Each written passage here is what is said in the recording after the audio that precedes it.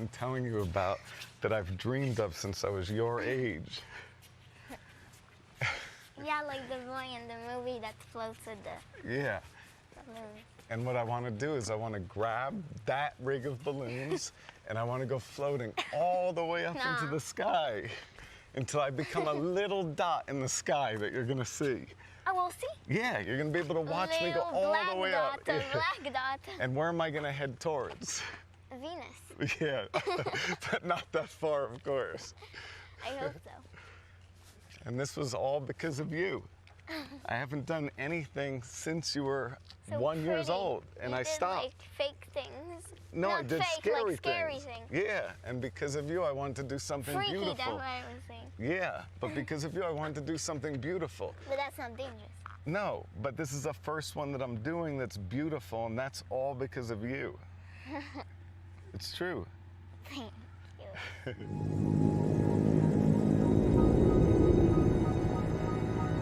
Ever since I was a kid, I've dreamed of flying.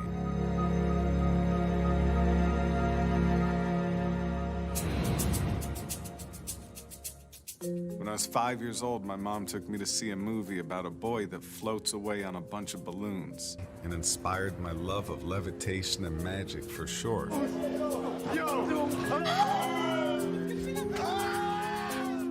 I've never forgotten that image, and now I'm gonna make it a reality by holding onto a bunch of balloons and flying as high as I can possibly go.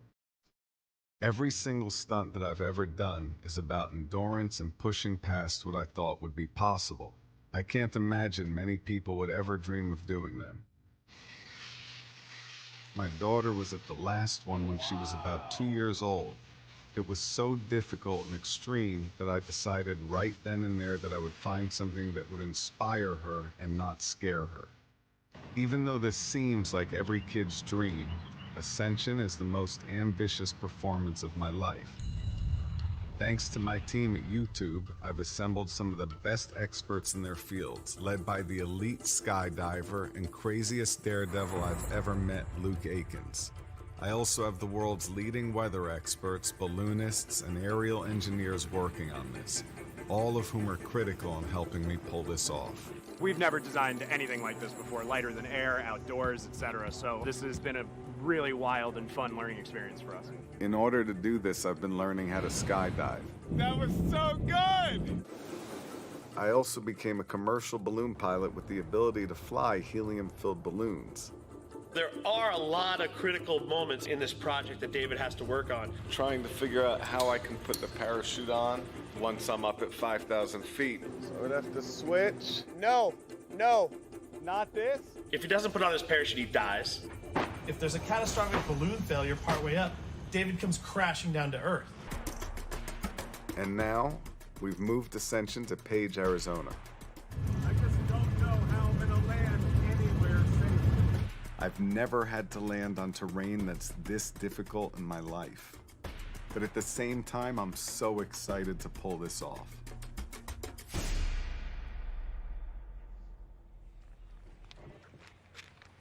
I can't believe today is finally here. I've been working on this and dreaming about this for over a decade.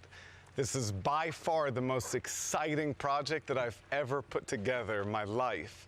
And the best part is I've actually put the most incredible team together to help me do this so I don't die. This is different than anything that I've ever done, and I want to introduce you to some of my team, some of the best experts in the world, so come with me. These are the first ones? Luke.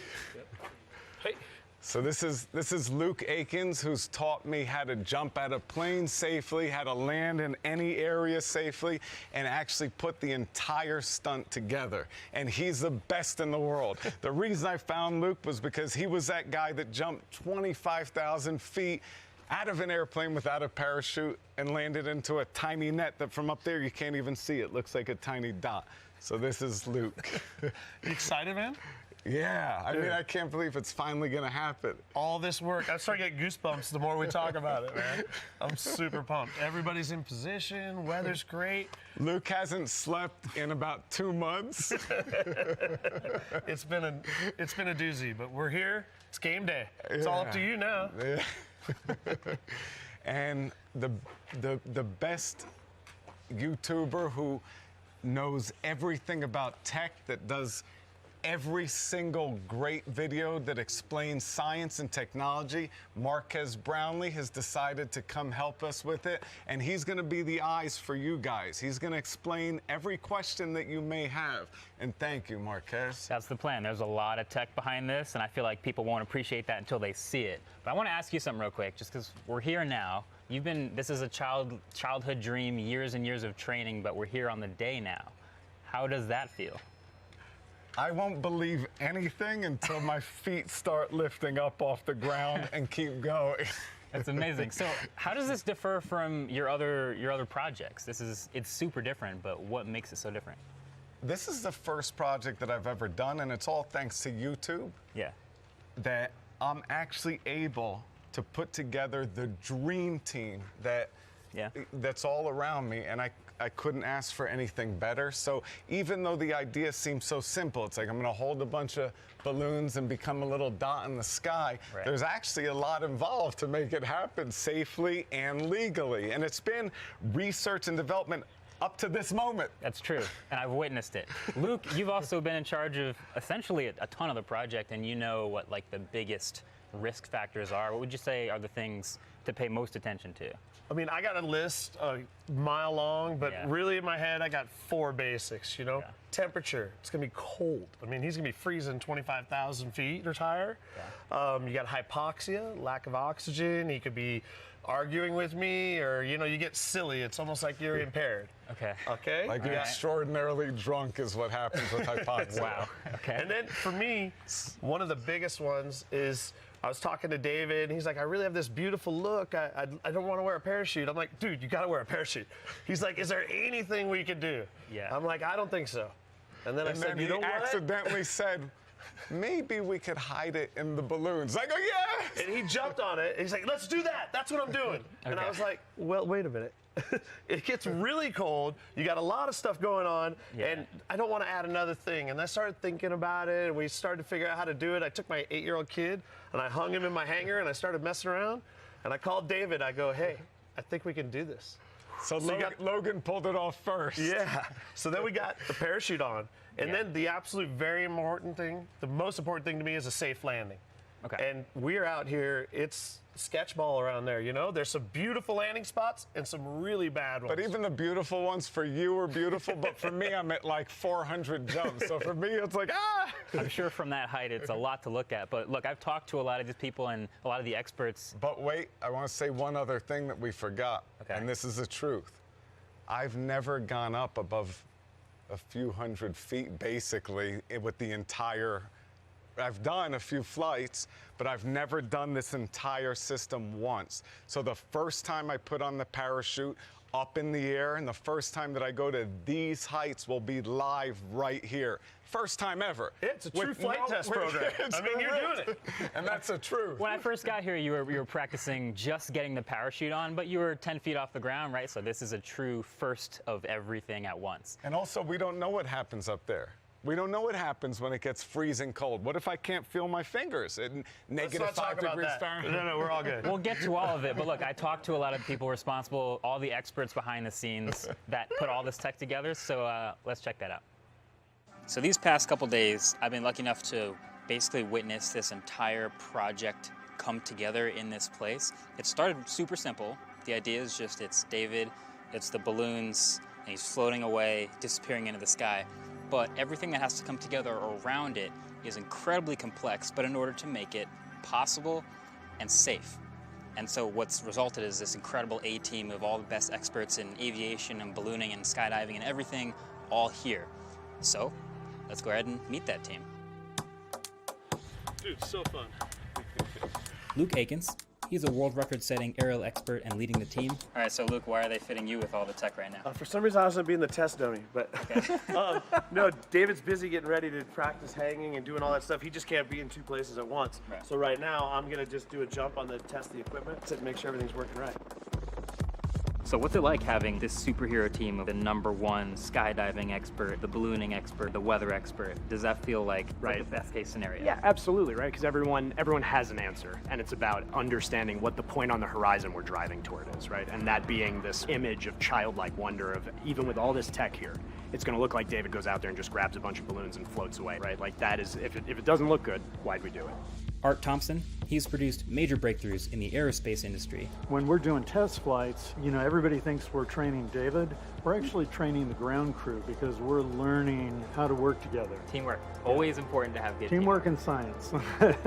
Bert Padell, he's a third-generation balloon aviation expert. For the ballooning part, what's the biggest question mark for you? So there's a number of little steps along the way before he cuts himself loose that I'll be breathing a sigh of relief on. Don Day, he is the weather expert responsible for making the final call to launch. So what's your prediction for our actual launch window? It's actually going to cool off a little bit here in the desert, so things are looking very favorable. Fingers are crossed. Fingers are crossed. Right now. It's looking good.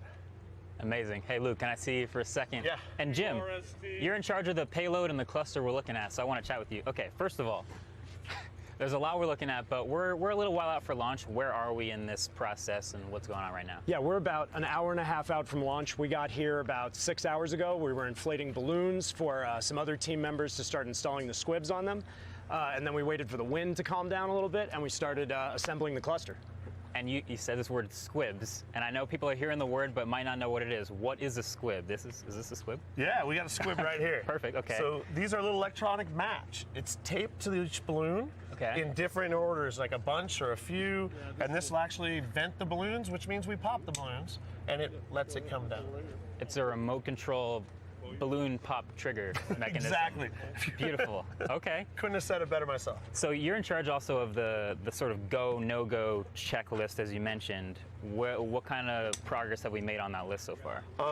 It's a big list. Yeah. We limit it down to the team captains. We've got weather, most important. Yep. We've got ATC clearance. Can we go up? Are we allowed to take off? We got safety team. Are they ready? We got parachute guys. Are they ready? We got weather. It's a massive list, and we'll be ready when it's done. Okay. And now I also want to touch on this sort of magical balloon that I can't help but look at because I'm the tech guy, but inside this balloon cluster, there's one very special balloon that makes all of this possible. Can you talk about that? Yeah, so we call it the payload, and it's what we're actually starting to make disappear right now, so that when we go up, we don't have what looks like just a tech catalog hanging above David. We want to keep that sense of childlike wonder, but inside of there is all the avionics for all of the ATC clearance and all of the electronics to get the camera signals and the audio signals back for everybody to see. It's a lot. I've seen inside of it, and it's like a PC inside a balloon, essentially. But a previous version of this that you guys had actually overheated. I mean, it's 1,000,000 degrees out here in the desert, but what precautions have you guys taken with this new version to make sure that doesn't happen? Bunch of things. First of all, there's an entire HVAC system in there. It's basically an office building full of HVAC at this point. Nice. We've also put more holes in the shell of the balloon, which allows for more airflow, and we adjusted some of the design of some of the plates that all that stuff is mounted to for better heat sink between the heating up elements and the air around it. Gotcha. So you guys have been in this for like 2 years and can speak about every little detail, but we have a little piece for everyone at home to get caught up on what's gone down. So check it out.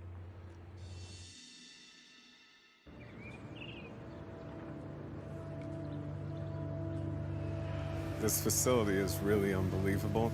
They build every single flying rig for every show, every tour. They build all the Cirque du Soleil stages and riggings. Oh, that looks awesome. Wow. In order to make this a legal aircraft, we had to create a fiberglass balloon that has all the equipment that we would need. It has a transponder, it has oxygen that you'll need to make this legal. It's also gonna have my parachute, and it has everything that we need to transmit audio and video back down to the ground. It'll look just like a balloon, and that will fit right inside of it. The entire point of this is to not have it look like there's a whole rigging catalog hanging above David, but that it looks like he's walking up and grabbing a bunch of balloons and taking off into the air, and have it work every single time, because obviously there's only one David Blaine and we're only going to do this once. The payload right now, it clocks in at 226 pounds. So most of the balloons are just to get that payload to be neutrally buoyant. The rest of the balloons are to get David to be neutrally buoyant, and then there's 1 or 2 balloons to actually lift. The payload is what we would call the clue plate in rigging, which means all of the balloons are connecting to it, and then David is hanging below that. This side here is what pays the bills. This is for the camera system. So it's going to take all of the cool images that are being sent down, and it's going to relay them up through an airplane that's circling off in the distance, and then relaying that down live, and somehow through some sort of magic it goes across the internet while it's happening. This is the device that has all of Papa's safety stuff on it. These are what the real balloons are going to look like. Yeah. This is what all the stuff is going to go in. I have another free hand. Ready? Look. All these balloons are for Papa. Yeah. Look, I'm walking through them. Yeah. It's a tent out of balloons. Let's do a picture of us together. Hold on. Ready? Je t'aime. Love you. So I'm here with some of the expert team that makes this possible, and each one of them has their own super high-level expertise, but you sort of all work together as a team. I want to start with you, Art Thompson. Now, Art is essentially in charge of the payload and aviation engineering. Can you tell us about what's inside specifically that payload? So inside we have C2 command and control radios, a primary and backup.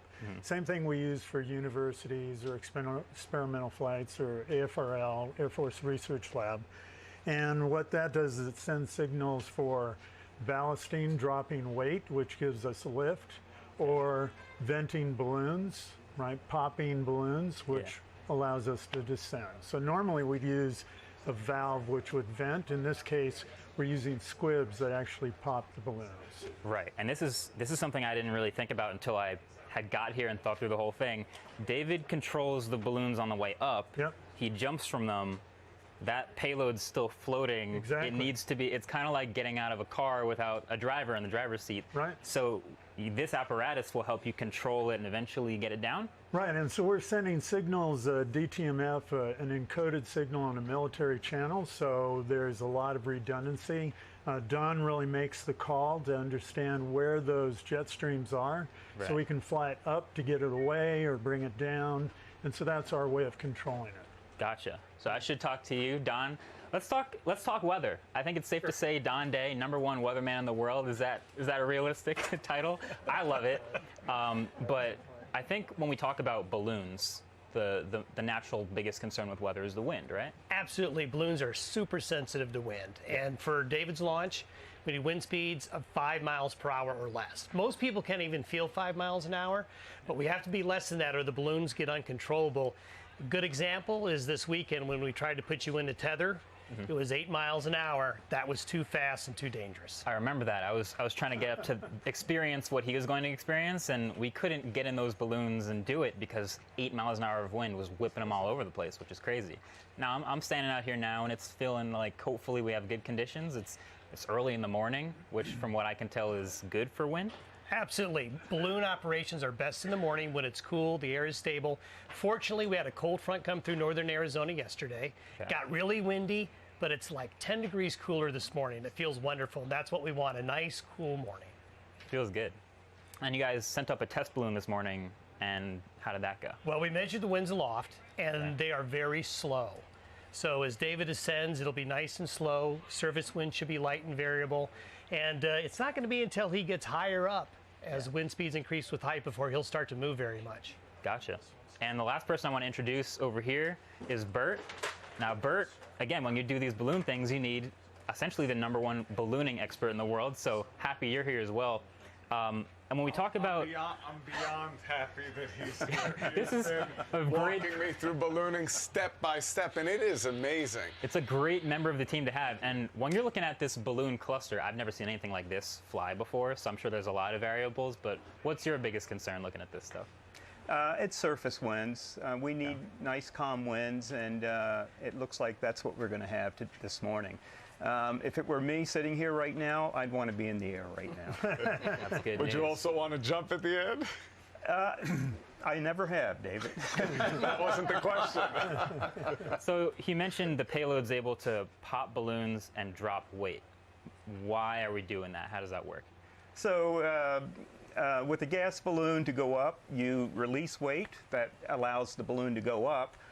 To pop balloons, you're decreasing the weight. Each balloon has a lift of 15 pounds. So you pop a balloon, you're 15 pounds heavy, and the balloon comes down. And we have 60 pounds of sand. So if for some reason I lose consciousness, which I most likely will not, but if I do lose consciousness, he can basically, first of all, he can bring me up, which he wouldn't, by dumping the sand, the ballast, or he can remote bring me down as well.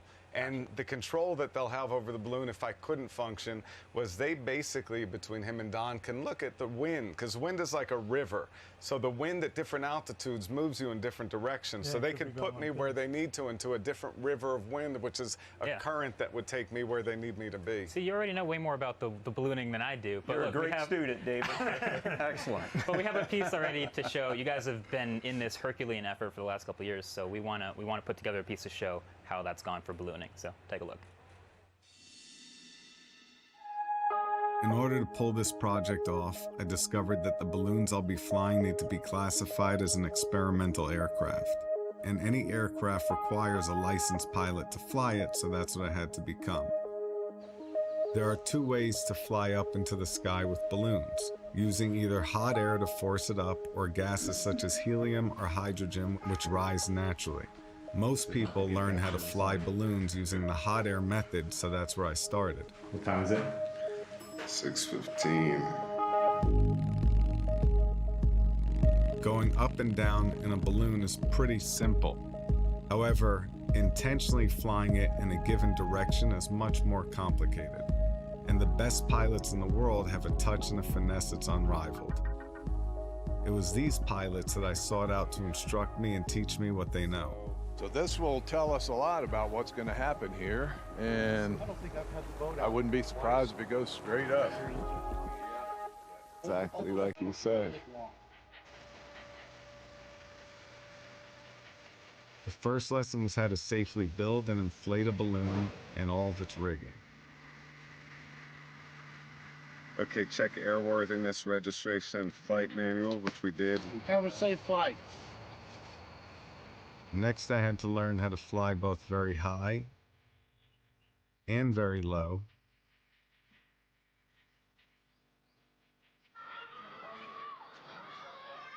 I had to land in planned and unplanned locations.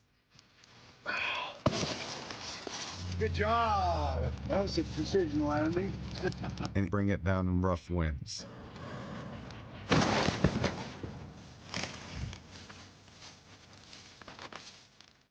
So it was a high wind landing where the basket completely flips over and we had to pull the air out of the envelope.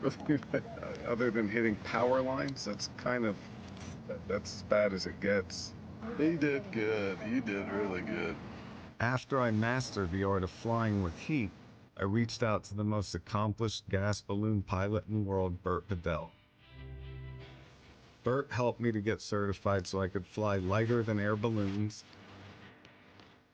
While what you're doing down the road is a little different, this is good training, and I do think it will come back and you'll think about this when you're doing it. Unlike hot air, which is noisy, gas ballooning is completely silent and one of the most amazing experiences I've ever had. You actually feel like you're part of the wind as you move along without any sound whatsoever. So still. Wow.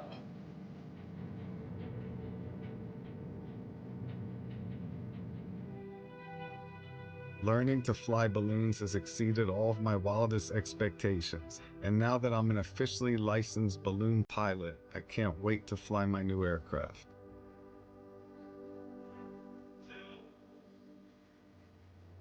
All right, so we're still about an hour or so from launch, which gives me enough time to selfishly ask David Blaine to give me one of his favorite magic tricks. Is that cool? I'm going to show you my favorite card trick, but Marquez and I'm gonna give this card to my brother. Okay, cool. So my brother's obsessed with Marquez, so he was so excited when he saw Marquez was here. He was like, ah, is that me? But here, this is one of my favorites. So any card that you want, you can have. Take one out. Okay. Got it.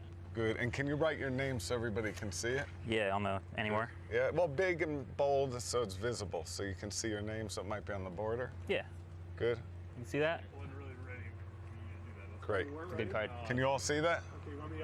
Now look, do you see how the card really, it looks like I put your card for real inside, yes? Yeah. No, I do this one move, seeing it's right on top, just like that. Can you see that? No, but hold on, that's just simple magic, right? Hold your hand palm up, and here's what we do. Put your other hand on top of it, flat. Yeah, like that, yeah. And I also use this card, so we use the deuce of hearts, right? Now watch what I do with the 2. You can all see. If I take the 2 and I place it above your hand, don't let go of your card, and I do this. Oh yeah, see, I have your card. Come on. And look in your hand. What? Okay, what? That's... Yeah, see, this is why people don't, like, believe all this stuff is like, they're like, oh, it's David Blaine. It's just going to be another trick, man. But that's real magic. But, you know, I think that's kind of a natural segue to the whole physics thing. Because when we're doing magic, it's beautiful and it's art. But despite this also being beautiful in art, there's so much math and physics that have to go into making it safe, you know what I mean?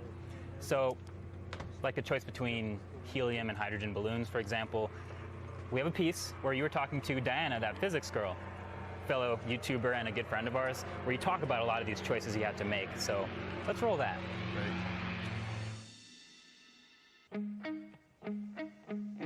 What on here do you have that changes or controls how much you're going up and down? I have no idea. No, I'm just kidding.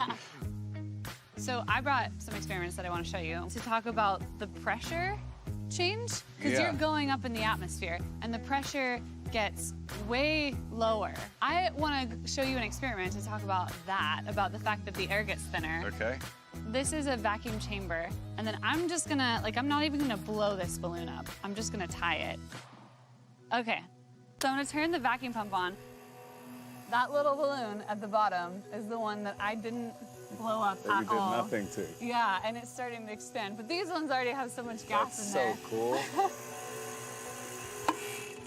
The reason I wanted to show you this is because the first thing I thought about when I saw these massive balloons is the fact that these will expand. They'll go from 8 feet in diameter to about 10 feet because they do the same thing as these balloons. So there's more drag on them. There's so many things that go on. It'll look bigger, but the issue is if they start popping. Yeah. That's a real Yeah, if they're concern. just closer together and touching. What happens in your blood? Slightly different thing. But we have an experiment for that if you want to do that one. Yeah, Okay. great. Perfect. Yes. I was curious when I heard you were going up how fast you're going and how high you're going, because that determines whether you would get decompression sickness. There's a syringe with some fluid in here. I'm gonna pull it back and you'll see what happens. What fluid to it. is it? I'm gonna have you guess. Okay, here we go. So you can see it continuing to bubble. I'm just holding it here. It's continuing to bubble. So it's like carbonated water. Amazing. Is that what it is? Yes. That's That's awesome. exactly what it is. So you pull it back, it keeps bubbling from Wow. all over in the fluid, and then you let it go and it stops. So this is exactly what happens to your blood? More with divers is decompression sickness, because you go down and the more pressure you're under, the more you can get nitrogen dissolved into your blood. I mean, this is like a really quick and drastic pressure change. So if that happened to you, That's bad. that would be bad. Yeah. This is 17 pounds of lift, so Yeah. like if you feel this one, feel it. They're so hard to pull. It's amazing, That right? is incredible. So basically, if I had 7 balloons, you'd be So, good to like, go. 7 or 8 balloons? That's so cool. So you're using helium, which is a great gas for flying with balloons, but hydrogen gives you a bit more lift because it's less dense. Helium is much more difficult to come by, more costly. I wanted to do a demonstration with you, and I wanted to show you why you're using helium over and not hydrogen. So we have some hand sanitizer wrapped around a stick. Oh, that is going. Test All right. number 1, helium. It's basically what we expected. Was that one clap I heard over there? Yeah. So now we are going to do Yeah. the hydrogen test.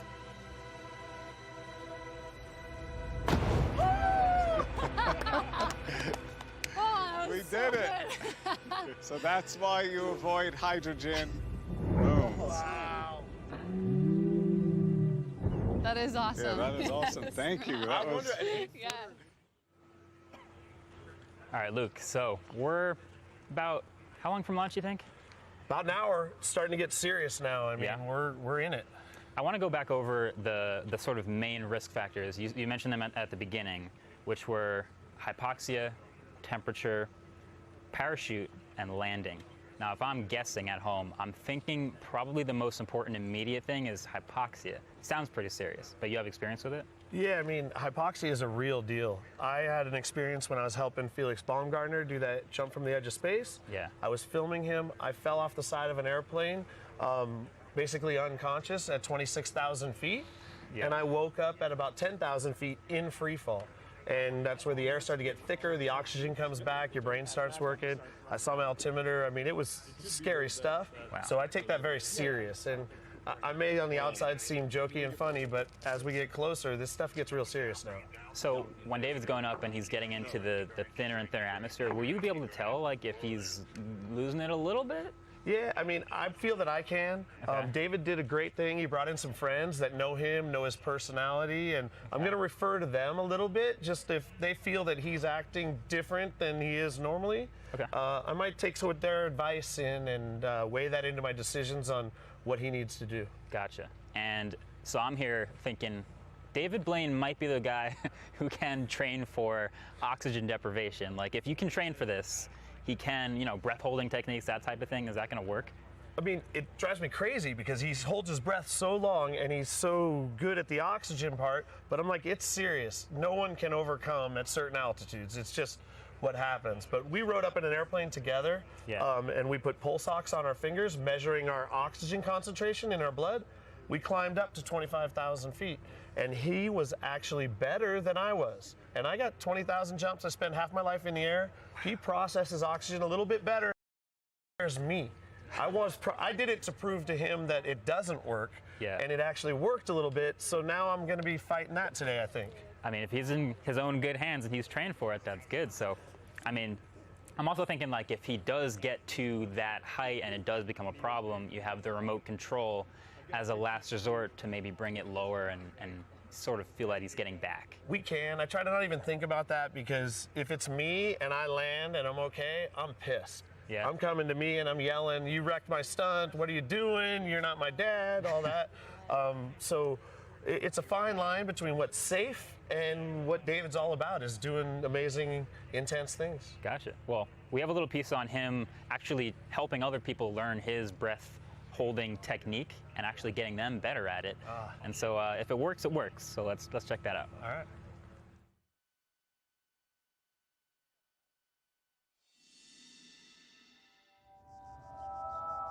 There's one technique that I started when I was 5 years old that I've spent the last 4 decades learning how to do better and better. The technique that I've learned for holding my breath during Drowned Alive was essential and even allowed me to break a world record just by learning to control my breathing and slow my heart rate. One of the possible threats on my next stunt is a potentially fatal condition called hypoxia. Hypoxia is when you don't get enough oxygen because you go too high and you're not in a pressurized cabin like an airplane, so you're breathing the air that has less oxygen. When you become hypoxic, you have no idea what you're doing, so you're completely foggy. It's like you're drunk. But the breathing technique can actually help me override hypoxia by keeping my blood oxygen levels saturated and high. We did the first reading at takeoff at just 200 feet. I was 98% O2 and David was 97. So as we go up, we'll see what we get. As we ascended to higher altitudes, Luke's oxygen levels began to drop. By By using the same breathing techniques that I've learned, I was able to keep my blood oxygen levels normal more than 3 miles above sea level. We're at 18. I'm still good. Slight hypoxia. Once we reached our peak altitude, my oxygen level was dropping as well, so I needed to breathe pure O2 to recover. I'll need to improve my technique to prevent hypoxia. There's no footage, there's nothing of someone going up to extreme altitudes using this technique and being perfectly fine. Look at this. To test the hypoxia.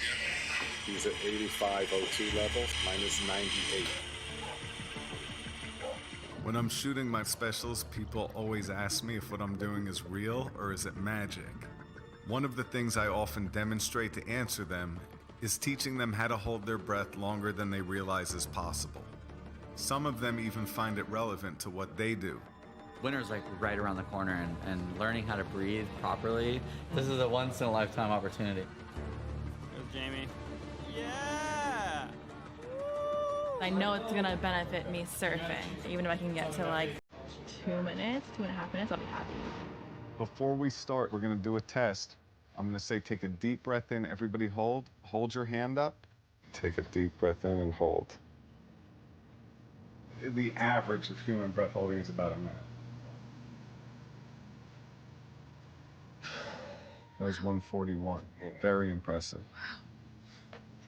It's good. It's 1:45. Most people don't realize that they can hold their breath for longer than a minute. And I've taught many people over the years how to hold their breath for 3 to 4 minutes. Don't try that on your own, but...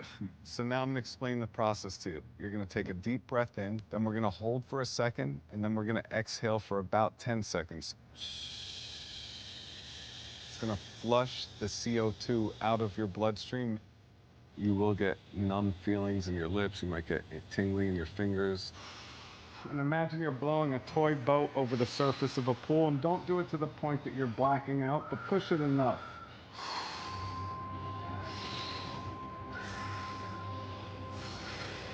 And then a huge breath in and hold.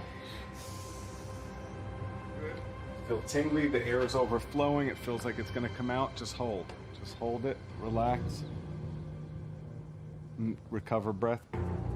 You purged so hard that you blacked yourself out. Jim.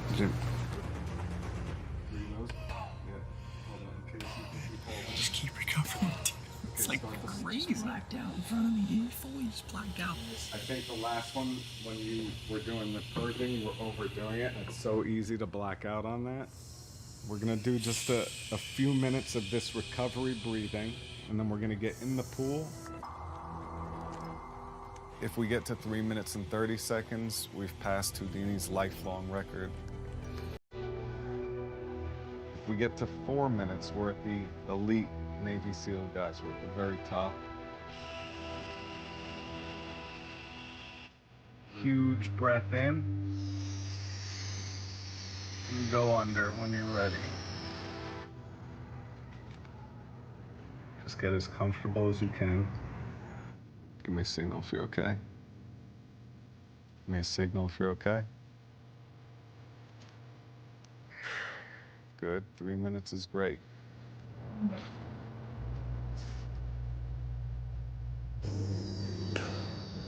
Cover.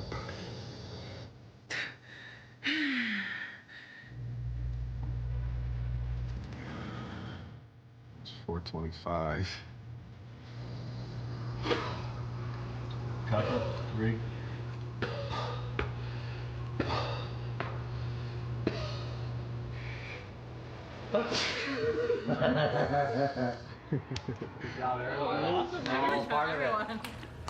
You did 4:45. Wow. Jesus, baby. 4:45 is no joke. That's serious for your first time. Like. So that's completely changed how I surf. Like sometimes before a big drop, I'm just like, well, just in case I don't catch this, and then get the drop, and then like in the wave, I'll exhale. How was your little blackout in the chair? I felt like someone put a hat on my head. You're like, where am I, or? Yeah, you get lost. Like, I didn't know where I was. Once we got past Houdini, I was like, well. Yeah. We got past the Navy SEALs. And Navy SEALs. I'm happy with this. Do not do this on your own when nobody's looking, because what happens is now that you have a technique, if you do it to the point that he did when we were practicing, he blacked out from pushing too hard. And if you black out underwater and no one's watching you, shallow water death is very easy. So yeah, this just got dark. No, tomorrow you guys will have like a slight little bit of a headache, but it goes away fast. I completely forgot to say that. But it's a CO2 bullet, but it goes away. I'll teach you how to do it. Awesome. So I actually gave that a little bit of a shot. I wasn't underwater or anything, but I went from like a minute to around 2, which I was pretty proud of. I'll get you further when we have time. Amazing. But So the one thing I want to re-emphasize is it is very, very dangerous to do that. So nobody try to do that. When I do it, once again, I have an incredible team around me and I'm supervised and I learn all the skills, so there's no risk of a shallow water death. And but training. doing it on your couch, I also don't recommend. I think the training is the most important piece, but I just want to go zoom out for a second. You are going to grab a bunch of balloons, float up into the sunrise over this majestic landscape until you're a tiny dot, and then you're going to let go of the balloons with a parachute on and skydive down to the ground. That is wild. So I just Sorry to interrupt you guys. We have a perfect weather window we need to take advantage of, so we need to launch no later than 7:45. So is everything okay? Everything is okay, but we don't want to push Mother Nature. We've got a great opportunity, so let's take it. So everything's shifted then? Everything's shifted, no later than 7:45. Okay. Cool. Okay. All right. So thanks.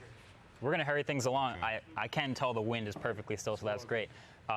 We're good on that. So, I mean, it's now time. Like, I mean, I love the cameras. I love you guys all watching, but it's time to get to work, man. You got to get going on So you're going to suit up? And so take a minute, go get ready, and then we'll meet you over here 5 minutes, and we'll start gearing up. Okay. All right. Thank you. Sorry, man. I know you got a show, but we got to get going. That's the importance of it, and that's why the training matters. And make sure, I just wanted to talk about that one extra factor. So we talked about hypoxia and how that's a big deal. We talked about the parachuting and the landing, and that's also super important. But temperature is another little one you don't think about too much. When you're floating off into the clouds, not only does the atmosphere get thinner with low oxygen, but it gets way colder. I was told it's about 3.5 degrees Celsius or about 7 degrees Fahrenheit colder for every 1,000 feet you go up. So it's getting real cold up there. Now, I'm from New York, David's from New York, we're used to cold weather hands, but if you're getting your parachute down and putting it on and your hands are too cold, that can be a problem. So you gotta get a little bit ready for cold weather too. It's gonna be cold. Let's check out how we train for the cold. Hopefully you're not claustrophobic. I'm going to try to stay in there for as long as I possibly can. There's a lot of pro athletes that can't do it. Okay. When you say meaning like how they long jump out in like 30 seconds. Yeah, 30 to 40 seconds they come out. Now the way this helps in my next stunt is when I'm going up on the balloons, I'm riding all the way up. Basically every 1,000 feet you lose 3.5 degrees. On my first jump that I did from 25,000 feet, I had a full face mask on. And the first breath that I took, the whole thing iced over. So my skydive, when I was jumping down, I had to like look through this little hole. Ice Yes, while your you're out breath of the becomes plane. ice immediately. That's crazy. Me and Jane are gonna take our temperature because once we go in the cryogenic, I wanna see if our temperatures drop. So you'll be 98.3. Good. It's lit. We had one professional boxer yesterday tap out. Wow. So he got knocked out in one round. Wow. Wow, this is crazy right now. 1, 2, and.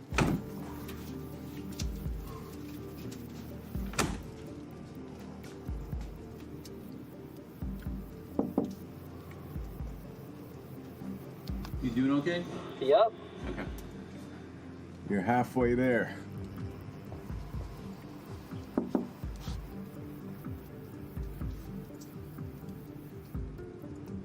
He's got 45 seconds left. He's doing great. He's starting to shake. All right, good job. Oh, wow. That's amazing. You said that was one level. What's the next level of that? More intense. More intense. Just crank it to the highest for me. In the stunt, I do have to learn when I'm going up to these heights how to stay completely coherent. And hypoxia kicks in much quicker when you're in an extreme condition.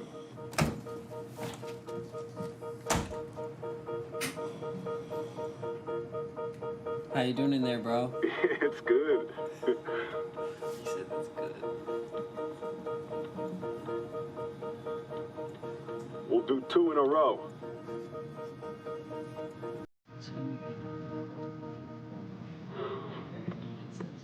Now it's good.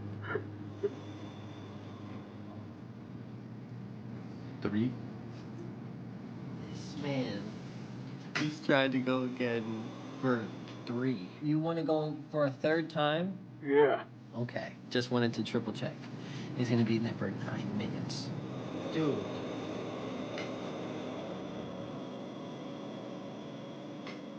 This is the longest I think anybody would ever think about doing. You got about 25 seconds left, bro.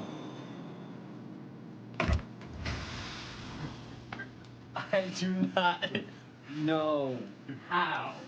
That was insane. Wow. That was good.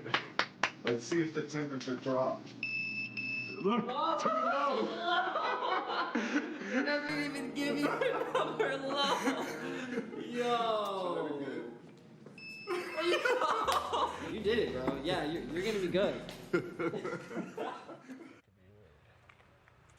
So I guess one last important bit is, well, we went over the image, right? He's floating up on these balloons. And I love the art of it. Like, it's just a silhouette of a guy floating up over the horizon just with balloons, right? But in order to do that, he doesn't have a parachute on. Yeah. And so this was an idea you guys went back and forth about. When does he get it on? I almost wish I hadn't brought it up. He's like, is there a way? And I'm like, oh, there's always a way to do something. We put a man on the moon, we can figure out how to do this. But then I was regretting it for quite a while. So we've been practicing putting this parachute on. But for me, it's the most critical portion. I mean, he could land and crash land with his parachute out in a bummer area and hurt his ankle, break his leg. But if he doesn't get that parachute on and he has to come out of that thing in a hurry, like, there's no options. I mean, that is real. If he doesn't get that on, in my mind, that's the equivalent of not making it. And so he's pulling the parachute down, he's putting it on. How long does that take? Yeah, so the fastest we've been able to do it is around 2.5 minutes. Okay. So think he's climbing at 500 feet a minute. Yeah. And we're gonna start that at roughly 4,000 or 5,000 feet above the ground. Takes that long, he's getting colder, less oxygen. So I'm gonna be hurrying him and pushing him to do what I think is right. But he's the only one up there. You know, once his feet leave the ground, it's on him. And so then parachute gets on, let's say that goes great. Yep. Then you guys got to land. And you guys went up and looked at some sites, and I mean, there's a lot to choose from out here. I'm seeing mesas and desert and stuff like that. How did that go? So when he got here the other day, I came out, did a site inspection. I was like, oh, we're going to the desert. We're not going to get to go to New York yet, and we're going to be in the desert. It's going to be great. And then I got here, and I started flying around and checking it out. Yeah. And David got here a couple days later, and I said, David, do not get in a helicopter. Don't go look till we have time to look at a map and talk about it, because it's really scary. Oh, Luke, it's no problem. And I'm like, man, don't get in the helicopter. You would know. He went for a ride and came down, and then it got very real for him. Yeah. As real as it's been for me the whole time, that I have all these gnarly spots. And where am I going to land, Luke? I mean, I can land in the beautiful, nice grass, but this is mountains and hills and cliffs. And so we talked him off the fence a little bit. Everything came around, and now he's nervously excited, I think, to make this happen. Okay. Well, if anyone's good to train him, it's you. You've done how many launches you think you've done? I got over 20,000 skydives. So I feel like I'd trust you, but it takes a lot of training, and especially with skydiving, a lot of safety precautions. So that's what you guys have been doing. We got a little piece about how he's gotten better at getting out of a plane.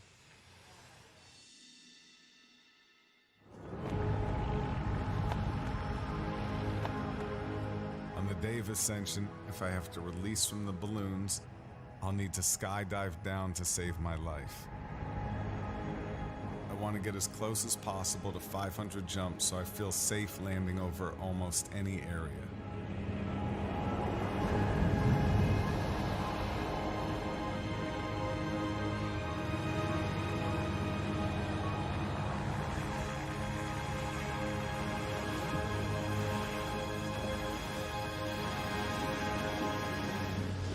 Nicely done. Amazing.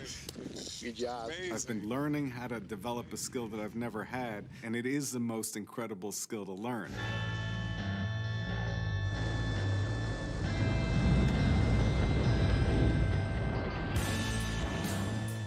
My first 100 jumps were done with Scott Smith, who's a world champion freestyle skydiver and a great instructor.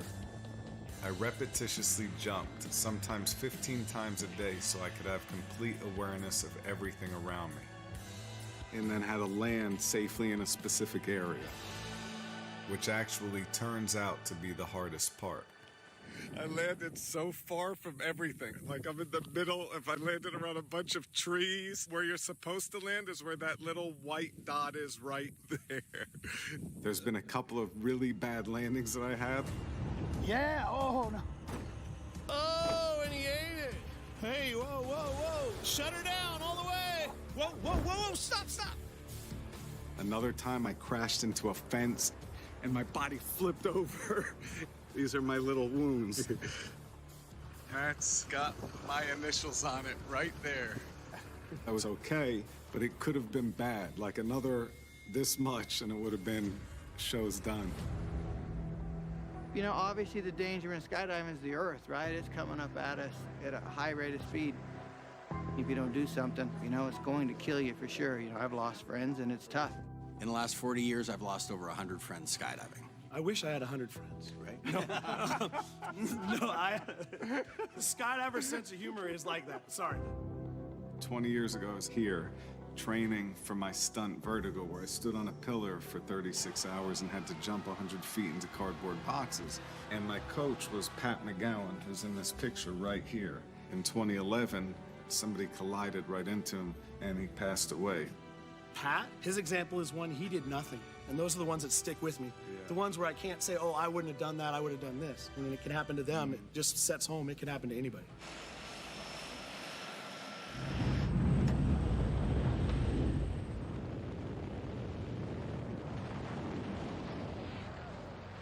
During the stunt, I'll have no idea where the winds are gonna take me, so I need to learn how to get to a spot where I can land safely with my parachute. Money! That's why I reached out to Luke Aikins, a man who jumped from 25,000 feet out of an airplane with no parachute and landed in a small net. There's no one that I would trust more than Luke to teach me how to navigate through the sky and land safely, clear of buildings and power lines and any other dangerous obstacle. Yeah, buddy. My goal is to get him so that anywhere he drops, he can land. So in order to do that, you have to track your body through the air. Tracking is a way of trying to get to a specific location much faster. Basically, you're flying. Luke has been teaching me how to track. And when you track, you fly really fast, and it feels so good. It's like you're cutting through the air, and it's so amazing.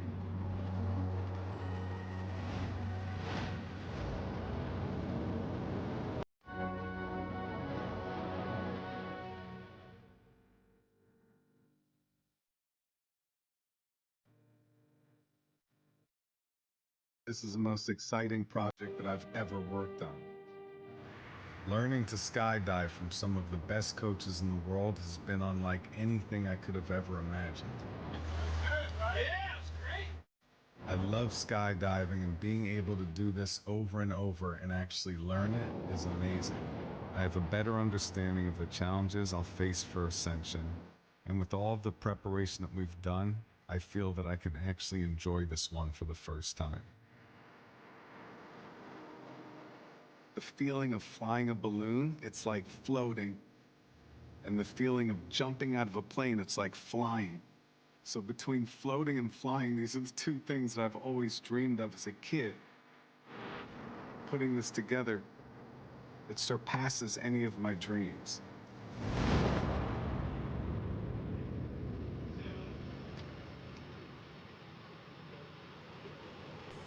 All right, status update time. Welcome back, Jim.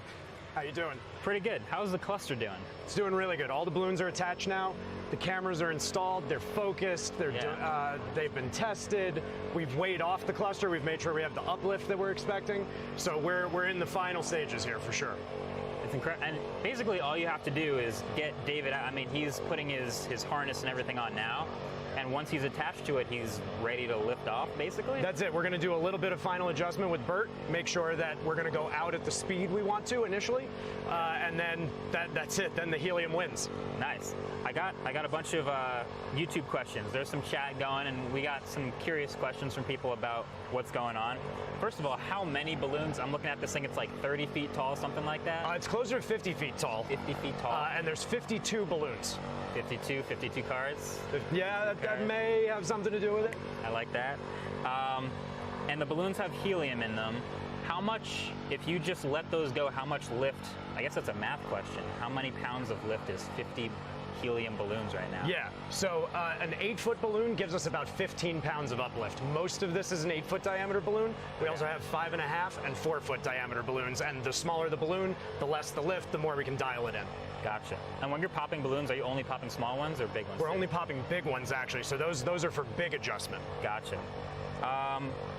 Will you be able to speak to David in the air? I will not, which I think David will be thrilled about. Luke, however, will have a direct line with him, and I think Dessa will as well. Okay, oh, that's awesome.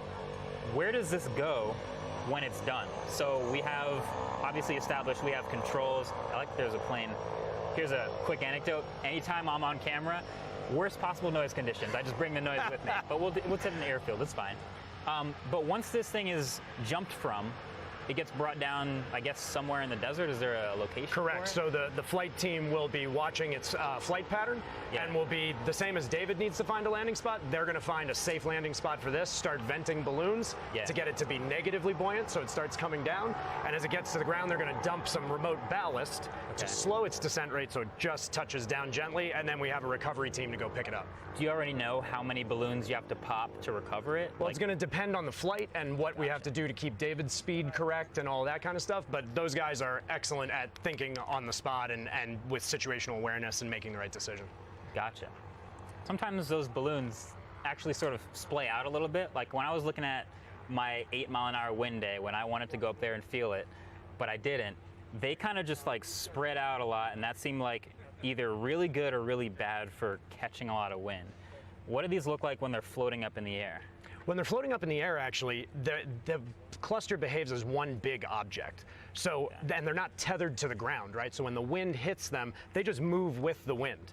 As opposed to your cluster, when we tried to put you up the other day, was tethered to the ground, and there weren't enough balloons to make it one big object. So the wind comes through and everything goes wild. Here's maybe a little weird question.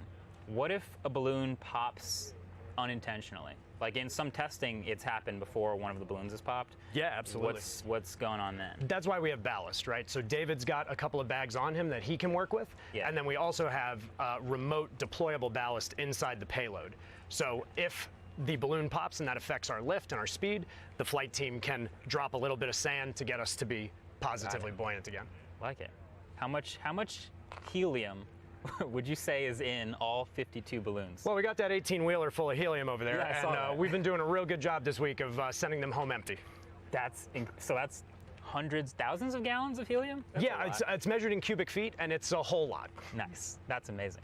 I mean, there's a lot of curious questions from the YouTube audience, I'm sure, but I think generally it's more just about like, will it all come together? There's so much tech, so much, preparation that's gone into it, so much teamwork. The weather, I'm gonna just say, I don't want to jinx it, but it looks pretty amazing right now. I don't feel any wind, and this is a majestic sight, so I'm happy. I think this looks good. It's going to be great. As we've been saying on this project, it's not a question of if it will happen, it's a question of what we're going to go through to make it happen. And because we did it together, here we are, and we're ready to go. Okay. You want to walk up here and check out any of it? Absolutely, we sure can. Okay. So these are the cameras right here that are going to be facing David as he's in the air? Correct, yeah, and they're pretty wide, so we should be able to see pretty much his whole self while he's hanging there. So this will give us a real idea of what he's looking at around there. Yeah, his perspective, his like, it's probably just going to be a lot of blue sky, but some yeah, well, desert. hopefully some of this beautiful background too below him, at least in the beginning. Okay. And then over here we've got David's oxygen hanging here for later in the flight to avoid the hypoxia. Yeah. And then this is how the lower part of the cluster has come together. I don't think I've asked you what the balloons are made of yet. Latex. Okay. Is that biodegradable? Like when it lands, if you pop a balloon, that's just like weather balloons, they're designed to not affect the environment. Awesome. How many of them do you like see in other weather like apparatus? You think Normally latex? weather balloons are just one really long big balloon. Right. Because right. the aesthetic is not as important. It's very utilitarian. Clusters like this aren't a very popular ballooning mechanism, I guess. For sure, right? Well, there's a lot of points of failure here, right? Every balloon is a single point of failure. Got it. I love the. Do you have a favorite color balloon? I have a favorite color. What's your favorite color balloon? I'm gonna say this blue one right here. It's a good blue. It's a good rigor blue. We like the blue ones. There's a lot of red in here. The yellow ones also, that matches the payload. We like those ones too. Yeah. So the plane is about to take off now. That's the King Air. Yeah. That one goes up, and it's an RF platform, meaning it sends these radio signals. It circles around David at about 5 miles and sends all these signals back down to us. So that's what's about to fly off. I just want to see if it affects the balloons as he takes off at all. Yeah, let's hop down for a sec. I think that's kind of wild that this entire project, there's so much tech that I've seen that I haven't even mentioned. Like, he mentioned the plane that's going up. It's got all sorts of antennas in it. It's beaming information down, making sure connections are secure, making sure this connection is secure. And then Art also mentioned the military channels that are used to communicate with the squibs that are encoded, so nobody who gets the radio signals can ever pop one just by getting in. There's so much that goes into this, so I'm glad it's coming It's all together. about redundancy, right? It's about making sure no one thing can take us down and put David in danger. Beautiful. All right, I'm gonna go back over into the hangar and see what's going on. Have fun. Thank you. Thank you.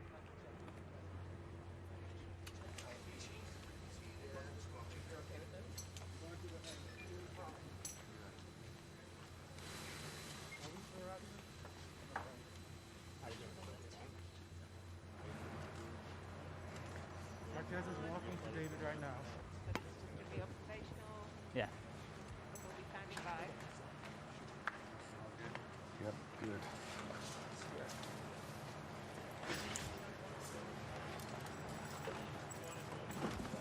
We got to do his patch antennas before that goes on his belly and the cables. We got to do all that first.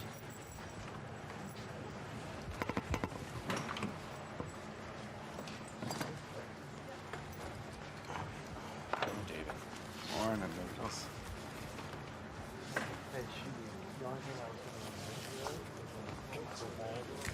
Morning, David. Morning, man. Rest. All right, I got to get on your side here. Yep. How much time do we have? Here, where are we at? How much time do we have till launch? Running a little behind. Is that too tight on you? No, I got that for the antenna. I mean, you got like 10 minutes or so. How much Takes time about till 20. launch? To launch, we have 30 minutes, 35. Okay. Sorry, we have 40 minutes. I was robbing you. Okay. Looks good. Wind's perfect. Don's just launching a pieball out there just to watch it go up, a little pink balloon.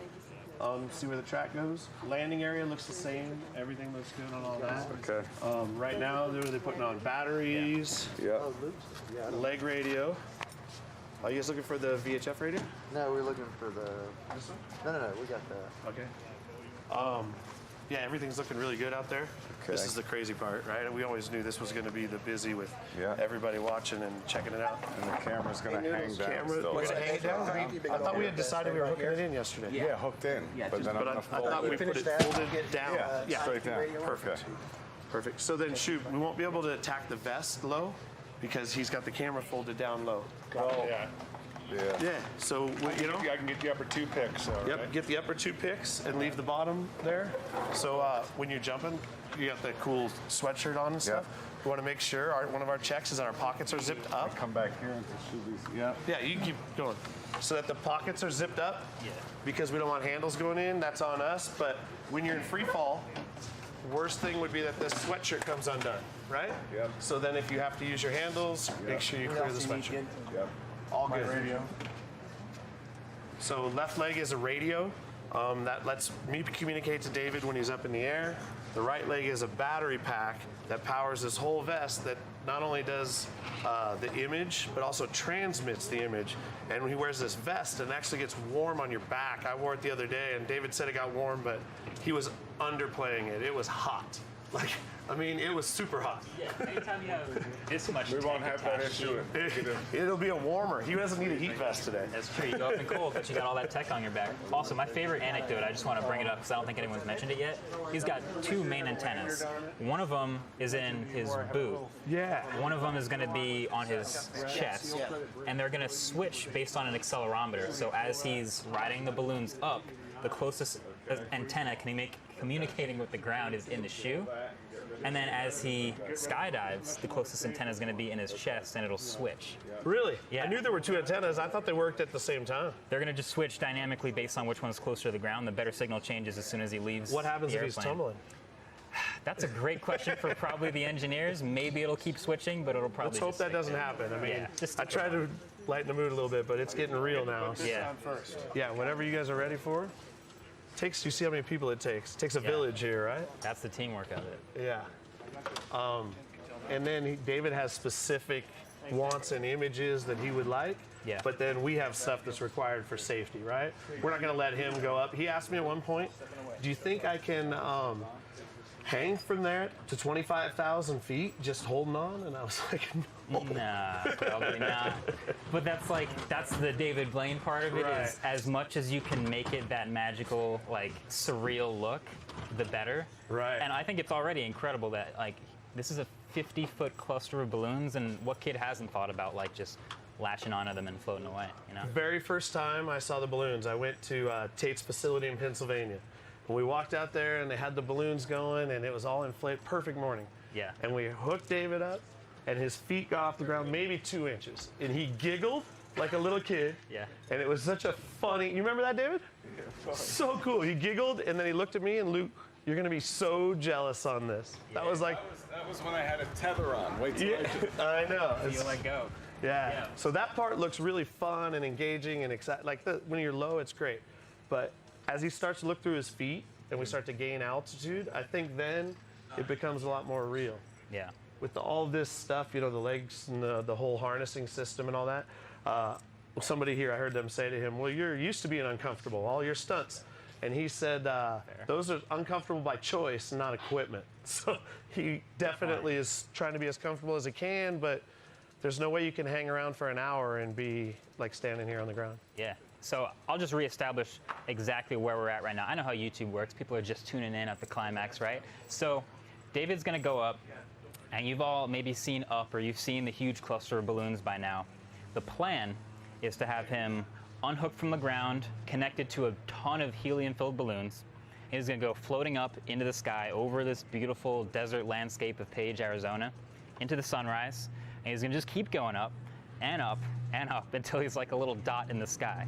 I don't know if you've ever seen skydivers from the ground. It's just a dot. There's a classic Marquez moment, just a lot of noise happening. So that's the last part. He gets up, he brings a parachute down onto him, puts it on, jumps from the balloons, skydives to the ground, lands, and hopefully all goes well. Now there's a whole bunch of safety and tech responsible for making this happen. There's the weather team we talked to. Winds are looking pretty good, I think. We've got all the communication from the payload inside the balloons that's going to be talking to his radios, the camera signal, so when he goes up there, we can still see him and his view. I mean, there's a ton of tech happening. He's wearing batteries right now to power all this stuff and a vest covered in tech. So I think the whole thing, so far, so good. And yeah, that's where we're at right now. So when we're looking at the LZs. Looking at places to land. This is where we talked about for the landing. It looks like your trajectory is going to be in this green area here. Remember, you have high tension power lines, right? I mean, those will kill you. You cannot land in those. Oh, wait, so hold on. So what am I looking for? So what you're looking at right here is this is the airport. This is where I'm trying to land? This is the airport. Right. The green is your flight path. Yeah, It's okay. going to carry you along. Where it turns to white, that's where we should reach 25,000 feet. I mean, this is best guess. Dawn's amazing, but there's so many variables. So where's the... So the LZ's right here. It's straight back towards the airport for a reference. But what am I looking for from when I'm up there? So when you're up there, the city. 10,000 feet. You'll see the city out there. Okay. But when you're looking down... Hold on, but wait. Go back up. So if the city is here... City's here. Okay, so the city's here. Where's the... Is that the... Where are the three This is the things? 3 towers. Right here? Yep, those are the 3 towers. Okay, so hold on. So if I see this... That's where we are, basically. That's where we're taking off right now. Okay, and if I see this, it's on my right. Correct. And I'm not going to see this anywhere else, right? Right. That's the only Nothing as far similar. out, nothing Okay, even got remotely it. close. Okay, so I'm looking for this on my left, this on my right. Correct. Yes? Okay, then what am I looking for once I come down? So there's a beautiful road. There's one road that runs underneath. It's a paved road, very obvious. A little S turn. These water ponds here, they're irrigation ponds. They stand out terrific. And there's no power lines or anything near that? But this is what you're looking for a reference point. Okay, that's easy to find, easy to see. Then you're going to go towards the airport. Right. Still on your path towards the airport. Okay, but wait, I'm going towards the airport or in this direction? In this direction. Or towards the airport? It's the same thing. It's the same thing. But this is north. You're headed northbound. Okay, You're so headed directly towards the airport. Towards the airport, yep. Okay. And then you're going to look out here. There's this big flat mesa. This stands out really good. These water ponds stand out great. So you're headed towards the water ponds. Right. Towards the water ponds and the airport. Water ponds, airport, your landing zone. But where is the landing zone? Right here. Where? Right there? Right there. So this is that road. But is it here or is it here? No, it's this green. Everything that's green here is beautiful. But that's what we've looked at on the map. So can I see it without the green or that's not possible? I can see with anything here. So here is roughly a spot that I've looked at. That's crazy. I've looked at here. Okay. It's very obvious, this edge. And you got the road. A sip of water, by the way. Yeah. It's actually, this is where it gets real, huh? Yeah, it gets real for sure. So remember, this changes every day. We've looked at all these areas, but today it looks perfect. It couldn't be better. Your only obstacle on that whole flat, you jump off the balloons, you head towards the airport. Once you have the airport, like you're headed that direction, you're looking for those 2 little water ponds, right? You see those little water ponds? And then it's in front of them? It's really close. Yeah, it's in front of them. Okay. Exactly. It's in front of them. Okay. And the landing zone, this is one that we picked. I'm also the worst person with directions. I know. That's why I'm trying to give you a better reference. So this should be very, very easy to see. Okay. This is what I'm hoping. And it looks right now that that's your best landing spot. Besides that, you're going to pick any of the little ravines, the sand ravines we've looked at out there. Okay. If you ended up in an emergency situation, you're just going to pick a nice sandy ravine and try to not land on like a paved road or anything like that, because that's where the power lines are going to be, right? Yep. Our eyes are open. I should be able to talk to you, but no comms could happen. Yep. I mean, then it gets sketch. So you're going to exit. We'll look at it one more time out there. I'll let you finish getting ready, but I just wanted to give you a current briefing on where we're at. Okay, we'll look at that again. Yeah, for sure. Okay. All right, so Luke, are you also going to do Luke? Yeah. You and Stan are also doing a complete eyeball multiple 100%. times. We checked everything so far. Right now is a good time. You know, to feel these. Feel it. Oh wow! Like where they are. Wow, you made. Yeah. Thank you, Shuby. So what's going to happen is it's going to Yes. come under there, and the tab's going to be under it. Make So sure when you I- get this bigger tab, the loose end of the rope. Hook up the leg stirrups yet. Oh, but we're Well, you're going not to. Got doing it. that. Okay. But yeah, just feel those and get a good Okay. idea of where they're at and what they feel Yeah. like in your hand. Okay. Yep. And then, you know what I got mean? it. This is good. Yep. This is great, Shuby. That's awesome. When did you think of that? This morning? So perfect. So I find these, then it means I get to here and lift this thing up. Lift by this. Okay. Pick these lift by this. Just pick these up. And then go underneath, and you can just grab the small Okay, ones. perfect. Okay, next. Should I sit for this? Yeah, sit down, David. I'm gonna double check everything. Yeah. Okay. Great. That's good. That's good. That's good. All right, have a seat. Okay. Oof. All right. Lawrence, you have all altimeters? Right foot. just gonna do these loose for now. Stand. All of his altimeter. What time is it? On MSL, so it's 41. Okay. Give me a countdown. So give me like 30 minutes till launch. MSL and AGL.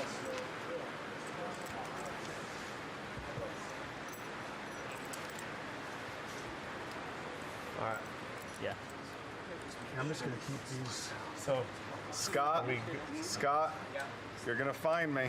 I will. Okay. What color? Red or what color? You're gonna see some white. Okay. Okay, great. That burns the whole time. Yep. So white, orange, red. Okay. It's getting real. Everybody, you could feel it just amped up a lot, right? Just sit As soon as he came over here to get ready, intensity had picked up. I expected that. David starts questioning landing, where we're looking. I'm bad at directions. You know, it's common. There's a lot going on here. And then the whole world's watching him at the same time. So you have that.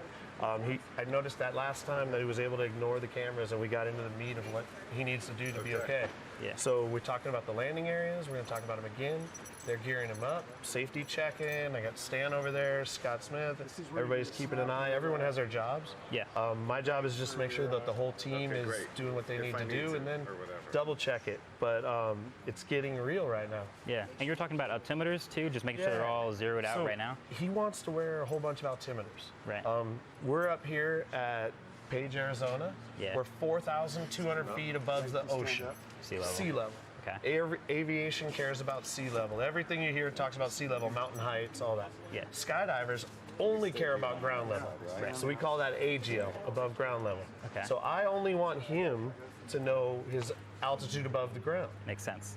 He would like to have both because he wants to know. For hypoxia. Yeah, so like there, he's worried about the hypoxia part, but I'm like, let me help you with that. Yeah. I'm worried that he would see the different altimeters. Here the terrain is all different, so there's there's no ground. It's not like what I've been practicing where everything is level. It doesn't So exist. my worry is if he so the opens ground too high- level is inaccurate no matter what. Yeah, I mean, it's definitely, there's a lot back and forth, you know? Right. He has opinions, I have opinions, every single one of us, but I think that we're on the right page. So he has MSL, and then he has AGL. Is there anything else I need? Hopefully, yeah. And I keep looking out at the landscape, and I see like these huge mesas, I guess is what they're called, and all these landscape features. So I actually prefer, if he ended up in an emergency situation, to land on the top of one of those. You know, there's no houses, fence, power lines. There's nothing up there. Yeah. We'll figure out how to get him down later. Right. I would choose one of those if I ended up in a bad spot. Gotcha. And we also didn't even mention the helicopter, which is, in addition to the plane that's going around at a high altitude, we have a camera on a helicopter that's at sort of a middle altitude that's going to be tracking him, but also has a lot of communication as he's on the way up. So he passes the helicopter's max altitude and then starts talking with the plane and then comes back down. Correct. And the helicopter is going to get amazing shots. It serves two purposes. Captures these beautiful images, but also has safety and eyes on him all the time. Yeah. So if we lost comms, we have community to communicate. And the helicopter pilot, Aaron Fitzgerald, longtime friend of mine, he's one of the few guys I trust to get in there tight and not affect the balloons, but get great shots. But it's almost uncomfortable how close he gets. You can see the white of his eyes in there. It's crazy. It's another top piece of that team is getting the helicopter in the right spot. There's so many moving parts. Yeah. And I expect, between us, I expect it to get even a little more intense as we get closer to go. Okay. Left pocket. It's not me this here, buddy. Yeah, here now.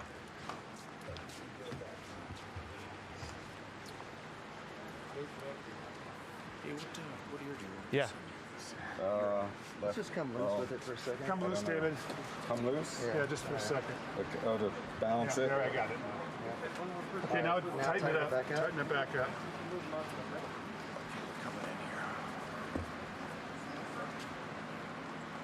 Tighten it back up. Yeah, I can make it tighter. Yeah. That's Yeah, I got Should be comfortable I got a for you. pick for you right here, though, so you're. Here, I can You wanna push it in? there. Yeah. Yeah, you put that same one, right? Yep. Yeah, this one? Yeah, Okay. push that baby in there. And I'll put the. Well, this has to go over the ear, though, doesn't it? This thing? It does, yeah. So not to add more pressure, but Don says we definitely keep moving. And we are. All right. What's our time? I know you at, guys Luke? need it. Our many time minutes do is we as have? soon as you're ready. Really? Yep. What time is it now? Right now it's 7:20. We'd like to, we got a lot of stuff to do still out there. Okay. So I'm gonna go check the parachutes, everything safety-wise, and then as soon as you guys are ready and comfortable, let's get moving. Let's Okay, do this is, I think this is in-shoot noodles. Is that fine? Let me see. Yeah. Let me just put this in. Think it's fine? All right. It will be. Stan, I don't know where you want that. I'll put a little piece of tape on that. Got it. So this came up, and then we just hooked it to this because it keeps it out of your face more. And so. And this is tucked in. You're ready to go. This is tight. This is tight. This is tight. Yep. Safety is through and good. Alternate later. That's tight. That's tight. Yep. So you're good on a standpoint. What's this If I repeat Now to this you shirt guys goes that over we everything. need to keep going. What's this here? This is his IFB rating. Should I check? Go up? That's just. Hey, Noodles? Yeah. This, the thing is in the way, the IFB thing, right? So Yeah, you he's gotta good. take it out. He's moving it. That's all right. Where's it in the way? Just take it out. I think we'll put it back in, right? Take it out and we'll put it back in. We've got another side up You gotta take your ear out. Just take it out, yeah, and we'll put it back in. We'll switch, we'll get this out in a second. Hold on. Perfect. Now we're ready Do for we need the to check shirt. length? Or length first, or no? Of this, that? do we need to check length at all? It's the same length. Perfect, so we're all good there? It's all been the same. Okay. Yeah. It's all been the same. Yes, it is. Luke, yeah. Let us button up that. Arm up one more time, David. You gotta test his length. Where is? Yeah. He's got it right Yeah, there. you got that? It's ready to go. So, You can hear that fine? sure Is plan. that good for Hear you? what? This. Give me one of those. You can hear that? Yeah. That's your back. So I just McLean, wanted to make sure. Okay. we're gonna walk him Turn as it up anyway. far Can you turn it east more? as possible. So as loud as it goes? Yeah, as loud as possible is good. Left arm or right arm? Okay. Yeah, it's probably good. Okay. And as you go over the top, Hey David, we're still doing with the weather. We just let a piebald up. It was really calm for the first 2,000 feet, so Okay. we're still good on timing We're good? right now. We're good. You're sure? We're sure. We don't want to go any longer than we need to, but right now everything is a go with the weather. Okay. And then you got Hey Don, what's the? Let me talk to you. What is the latest time you think you want to have them go up? Because right now we're looking pretty good on time. Yeah, right now we're looking pretty good on time. The weather's holding. We have a really stable, thick column of calm winds. In fact, I just let a piebald balloon go. Yeah. And for the first 1,000 feet, the balloon barely moved. It just went straight up, which is exactly what we want to see. Just like a little test balloon. Just a little type- test balloon. But as the ground warms up, we're at an airport location with all this asphalt and concrete. Right. That's going to start to warm up the air, and the air is going to want to start to move. So the later we go in the morning, the more the winds could pick up. But right now, we're right on exactly where we want to be on terms of timing, and I think the winds will hold. Okay. What happens if we do need extra time and we're after the window we want? Okay, so we're in that situation where we hope Mother Nature cooperates, Yeah. and these nice calm winds stay manageable. Again, I'll bring back that 5 miles per hour wind. Right. So as long as we stay under that 5 miles per hour, everything is manageable. We can have David have a safe launch, safe ascent, safe landing. We start getting about 5 or 6 miles an hour, that's when we're going to be concerned. Right. Okay. Got it. Thank you. Thank you. You know what I mean? Because when it gets like that. Okay. Hey, shoot. I can pull these. When you guys walk David out, we're gonna walk him as far east on the asphalt as we can go. Yeah, just do it one time. And then East grab that way, that. towards the plateau. Yep. The one thing that may happen is get a On the feel of walk what out. this That feels works. like. Yep. Because if you grab this Yeah, one, then this you're is going to pull huge. and pull and Yeah, pull. yeah. But you have to Let's grab not this tighten them one. up This is yet. huge. Yeah. No, We're no, just no, practicing this is the loop. practicing. That's perfect. Yep. You know what I mean? Should I sit again? well, these guys are still working on you back here. Yep. We're almost done, but we gotta get his shoe on before we power. Yep. Okay, so The let's. shoes. Do you want to sit down, David, to do that? Sit down.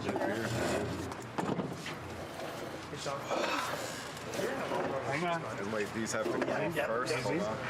I got this. David, this is Al Berman. Hey, go ahead and put the shoe on. Yeah, that's not what I did. I put it as far as I could. Yo. Shoehorn behind you.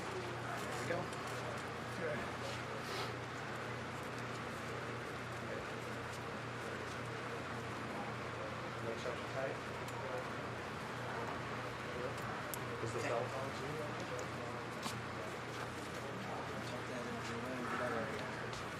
And I need the cutter as well, but we'll get that when I'm done. You're going to get that on the deck from McLean. He's going to put that in your pocket. Yeah, a little bit. You hear me? I hear you because you're here.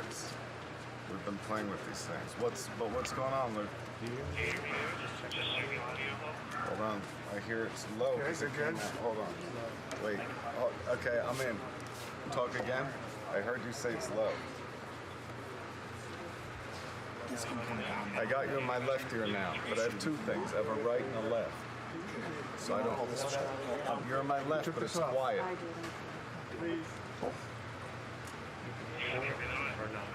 Yeah, I hear you in my right now. I'll talk like this. Yeah.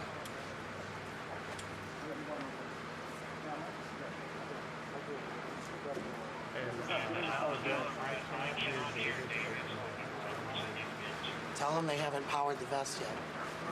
And I can't do that until he stands up.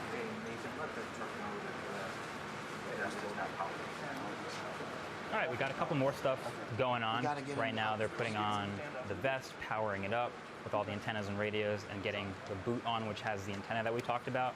I'll go through a couple more YouTube questions, and I'm going to do my best to see if I can answer them based on the time I've spent around these experts, and we'll see how it goes. I might have to call one of them over.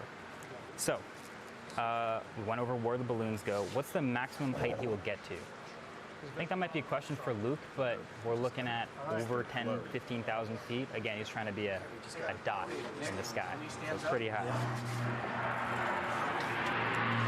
Again, anytime I talk to camera, what are some of the variable things that can change while David is up in the air that we're looking for? So basically, Don's in charge of weather, and he's always going to have an eye on what winds are doing at different heights. So as he ascends into different wind bands, that's the thing that can change. Wind can pick up, and we can't see it until he gets to it. Looking good, man. So they just have to turn this radio on, and then. How will he detach from the balloons? loud enough? So he's got a series of hooks, but he's hanging on and he's attached to the balloons. When he gets the parachute down and attaches that, then he's got a special sequence of instructions to unhook and just basically let go of the balloons, which is kind of wild, but that's what I've seen. What are the main challenges of parachuting? I've never parachuted, but I'm going to guess it's landing. I'm going to guess it's coming down, picking your spot. And we have Luke, who's done, I think he said 20,000 jumps, which is amazing. So he comes down super fast, picks a spot, and just hits it. But from what I hear, as you're coming down, you sort of lock your eyes on a spot on the horizon, and you have a couple of rules of thumb to try to hit that spot. You don't want to come down too steep or too shallow just as you land. We've seen a lot of good landings on YouTube, and you can watch those, but generally, I think it's the landing. What will happen if some balloons pop? Someone wants to know. So there is always that risk, and I think the number one thing we have is the control center, which can counteract that by dropping weight. So they can already decide to pop a balloon if they want him to rise slower or descend. If a balloon pops by accident and he starts to go down, they can drop some of that weight, which they call ballast, and he'll start to even out and go back up. So that's my understanding. I don't think they'll pop by accident, at least I hope not. Maybe one more. How close is the chopper to David? Whew, great question. It looks really close. And we've done like test runs flying the helicopter around, and they've got that sweet camera on the front. By the way, the red camera in there, it's got a sweet long lens. And they get pretty close, and you'll see when he gets up there how close the helicopter gets. Getting the last couple layers on, he's got this camera that can either twist around to face him or face his view, like the ground. And there's also going to be cameras up in the balloons that face him from super far away. So we'll have a pretty good view as he's actually rising up attached to those balloons of what he's seeing and how high he gets and how close that helicopter is. Okay. Do you have a picture? Time. Hey, Noodles, do you have a picture? How much of it that needs? You can pull it down. I just didn't want that loop out. Yeah, I got this now. So, Doing what? Yep. So we've already double checked the whole harness, everything that's all the way up. And we're going to check it on there as well. Yeah, I'm talking about everything that's covered up right now. We double checked. This goes above this thing, right? Yeah. Great. Okay. So it'll be flopping when I jump. Now we were gonna attack this, or No, this is good. Everything's good. So just leave it like I that. just speak like this, right? Okay. Hello? Where's the button? That's it. You hear Where? it clicking? That's it? That's the button. Hello? Can you hear me? That's the, I don't have that radio on. Hello? You hear me? Yeah. This is the aviation radio. Yeah, but this is my backup. Yeah, that was the backup. This is the one. Yeah. This is the one you're Got talking it. to. So this is here. Yeah. Got it. Yeah. It doesn't have to be zipped all the way. Okay. We should tack this here too. Oh, it's because the thing's over the camera, that's why. Watching the net hole. Yeah, but they just vested him, so it's covering the lens. It'll come out when Yep, I go yep, up. yep. As soon as parachute's on, it goes on. I'm just telling you not to worry.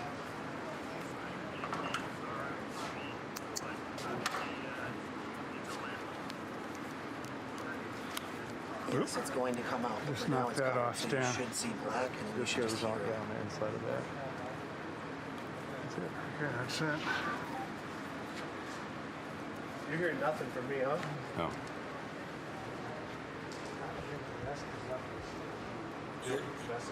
He's not hearing you. I don't hear Luke at all. I don't hear Luke at all. Yeah, hey, he can't hear Luke in his eye. Should I take the other one out, the one that's Nope, for the just- show? No, just leave it for right this second, because that's the only way we can talk to you right this second. Let me go in the shade for a second. Okay, you get in the shade. I'm gonna go up and. Yeah, get him in the shade here. We're good? We're good? We're good. You're all good. Thank All I'm we're gonna give waiting you- on is that radio to work. I'm gonna go help. That's good. Can we get a weight on him? Yep. Can I Here, get just something? stand here real quick. Let's get on the scale real quick. Yep. Sabrina? David, how do you hear this radio? I hear that loud and That's clear. your, that's the backup radio. That's this one. That's the Okay. one. Thank you, sir.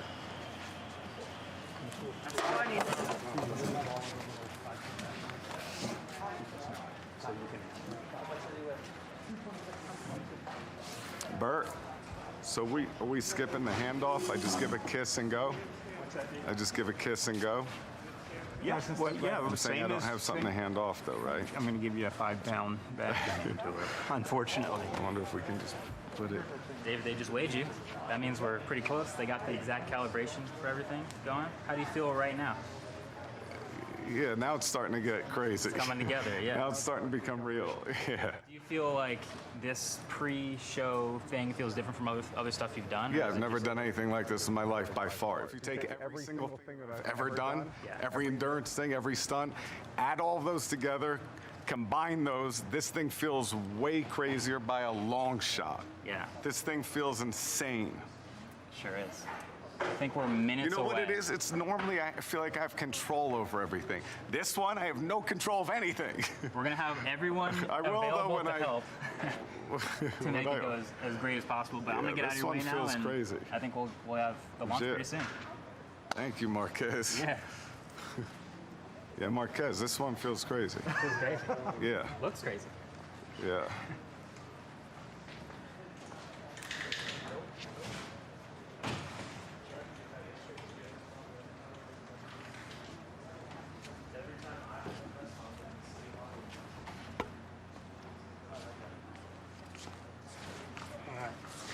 Feel good, Troop? Yeah, I feel really good. Should I tighten these just to... Ooh. Okay, so these things are going to be here. Okay, so once it's under here, then I'm here. And you go to the small Yeah. ones, and those are the ones that we'll do that on the deck, though. Yeah, but just a little bit is okay. Yeah. So, hey, Okay. noodles? Right here. And stuff. Okay, It's so to just get in to live these, for I David lift in this my thing ear, up. And I want to make sure it wasn't don't loose. let I get That's on this. the other end? Okay, Yeah. this. Once these- you want them off, I don't care Yep. if they fly Yep. right through. I could care Okay. less. Hey, David, this is Luke. You got me? Yeah, I hear you, Luke. I hear you in both ears now. Yeah, perfect. Take the little one to the TV out of your ear, just the one you're going to jump with. Perfect. Could I have a small sip of water, maybe? I feel good. That sounds good. Oh, yeah, we need those. Okay, Hold on. Nathan. Yeah, he heard me out. Let And me put both altimeters. So I'm going to put the altimeters on. Yeah, underneath. Good? Yeah, underneath the Yeah. jacket. Yeah. Yeah, it's loud, which is good. Yeah. Okay, this one I'll put right here. Yep. Right? Wasn't he gonna hold whole-day balloon? And then this one I'm gonna put above it. Just, it can't hurt. No? Yeah, it can't hurt unless you catch it on your arm as you're trying to reach back to put that through the rig, and the rig catches, which is what's gonna happen. You know, I don't want to do too much on your wrist. You know what I mean? When you put your right arm through, and then you put your left arm, you're reaching back like this, and you're trying to hook it. Just be conscious that this could hook on it. Okay. That's all. Okay. I'll keep it under my sleeve. Yeah, that's great. Just to confirm it. So this one I could keep in my pocket or something. If you think the other one's not working, sure. In your pocket. Okay. And it's just in case you think the other one's not working. Okay. There you go. And let's say Perfect. let's say all the altimeters didn't work. You're in free fall. Okay. What are you gonna do? You're just in eyeball free it fall. and open at 12.5. Eyeballing it, open high. Estimate high. Perfect. I love it. So one more look. This is about what I expect you to see when you open. Okay. You're looking back. Yep. See the city? The city stands out. Okay. And the towers. Okay. The city, the tower. This is about what you open. And your head, and you see these pawns? So I'm trying to land where? Right where this thing is. Here? Yep. So for some reason I'm here, I'm still going towards east, this way, away? Yep. But if I see this and this, I'm probably good. You're great. Yeah, you'll see this tower, this little pond right here, and you're landing right up on the rise. See that? That's about you flying in. Okay. Just like that. Yep. Right in, set a pattern, and land. Yeah. I mean, that's the plan. Good to And go. don't overthink it. Yep. Just, you got the skills, just make it happen. We have 10 minutes to launch, don't we? Do you have the pulse ox with you? I have it in my You pocket. have the pulse ox? Yep. Same have it pocket in you my just put the pocket. altimeter Yes. in? Yep. Let's switch that so you only have to fumble with one thing. What about gloves? Gloves? Left one's in this left pocket, Gloves, right's in the right Yeah, put that in there. Okay. Is that to hear us? Yep. So you can talk to me and I'll tell you everything is great. In here? All right. So you guys confident no, with what's going on? He'll give you something. Okay, so you guys hang out here. Everybody else, give them a minute. We're ready. You guys good? Yeah. All right, so you guys hang out for a second. I'll call you out there, stay in the shade, Okay. and we're getting close. Yep. Let's get ready to do this. We're ready. Yeah, everybody out there is ready? Yeah. All right, buddy. Have fun. Make sure you cinch up your glasses. Good call. Do that. Not too tight because the thing will pull out because they're loose. How's that? I think that's great. Maybe a little more. Didn't you have to Yeah, that's hold it, a balloon? right there. You said? Yeah. Oh, and I need a balloon. That's right. Yeah, do you want me to get you one? I need one balloon to The hold orange? with. in the back. Do you want the orange right there? So Grace, could I have a balloon to hold with Dessa? The orange, maybe. No, or that little blue one, Dessa. Oh, yeah, little blue one. Or the. Yeah.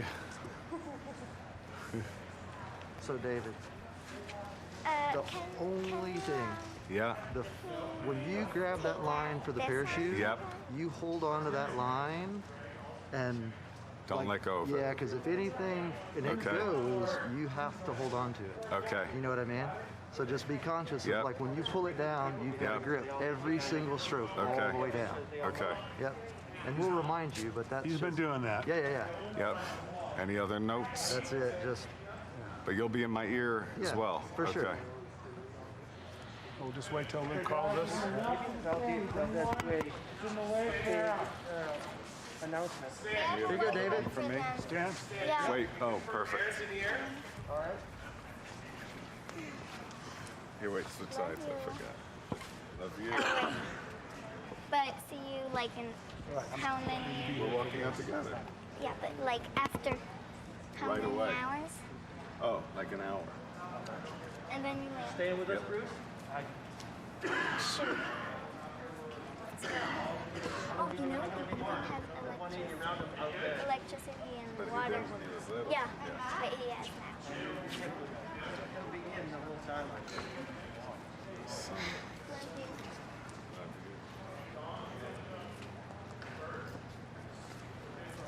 How are you, Rob? We should go soon because those balloons are heating up. Okay. Oh no, is it okay? Yeah. Let's go. Luke, the balloons are heating up. Is it okay if they're Yep. heating Yeah, up? yeah. Oh, yeah. Promise? Yes. It's fine. It's fine. Yep. Wait. Oh, no, it's okay. Wait, hold on. I can help. Thank you. That'll- Yeah. Oh, that's good. Okay. down.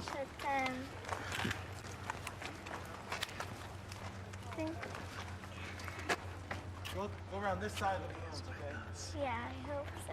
Yep, of course they are. With you. Let's go to the right side. Especially.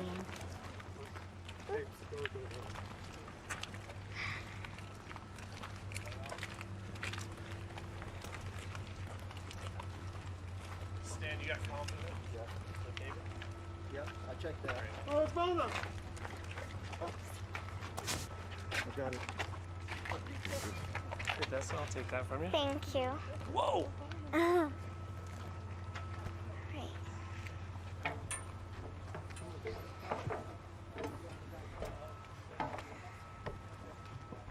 Can you tell us again how to say it? Yeah.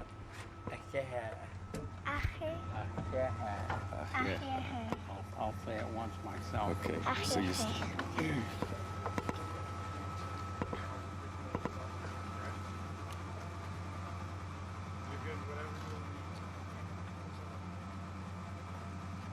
Look how beautiful it is. This is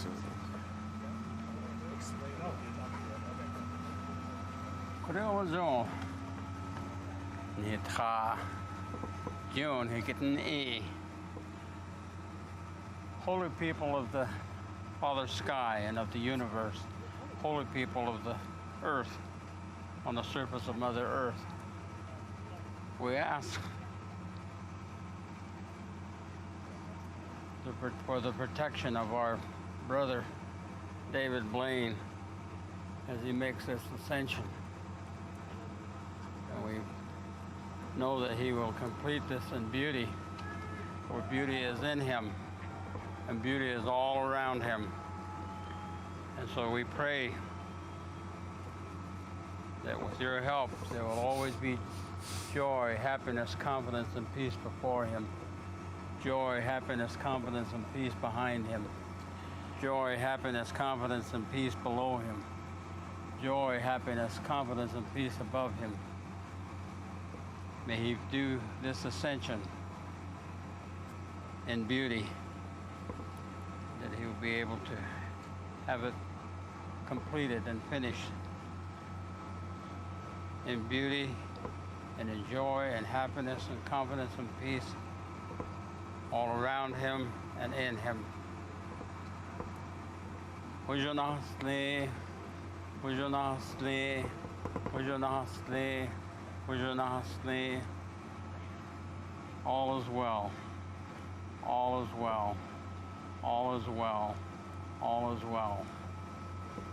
Ahead. Ahead. Yes. Kati.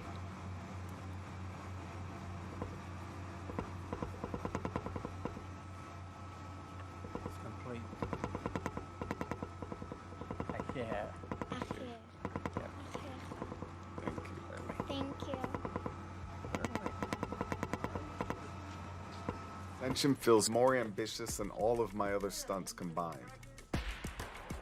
I want to grab a bunch of balloons and fly as high as a jet. It might seem simple, but in reality there are some serious risks. If there's a balloon failure before I put on my parachute, I can go crashing to the ground. If he doesn't put on his parachute, he dies. So I'd have to switch. No, no. And for me, the most dangerous part of this is landing safely. Shut her down all the way. No, whoa, whoa, whoa, whoa. I've never had to land on terrain that's this difficult in my life. But at the same time, I'm so excited to pull this off. What are we doing here? Where's floor? I don't see floor anywhere. I had to shove it way deep. Yeah. You might have to always mess with it a little bit, but I can hear every word you say. You don't have to hit anything or anything like that. How about that? Is that any better? Any better? Okay. Less is more. Perfect. You feeling good? Tangled, it's ready to go. What is other law on? Right, this is the one. That's the one, my friend. Cinch down your, cinch down your side to pull it off. Okay. All right. Where's Dawn? Dawn, you're gonna be good for the way off? I'm ready for burn. You guys are. Safety check here.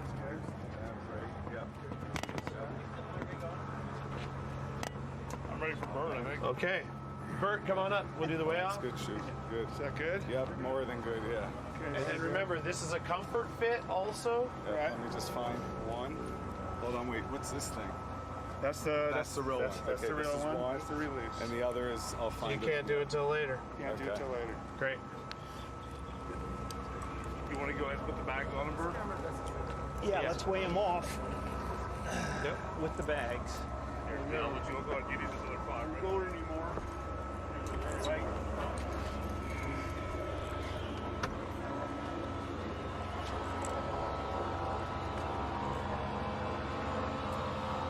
Or I can get them hanging if you want. Yeah, let's go ahead. Let's get them hanging. All right. Dave, you ready to go? Yep. I will double check it. I'm going to need the ladder. I'm going to have to put one right here, David. Yep. Of course it is. He's going to pull it out after That's what's good. My legs should be here, right? Let's try it up a little bit. It's where it's supposed to be. Give me a little more, Dan.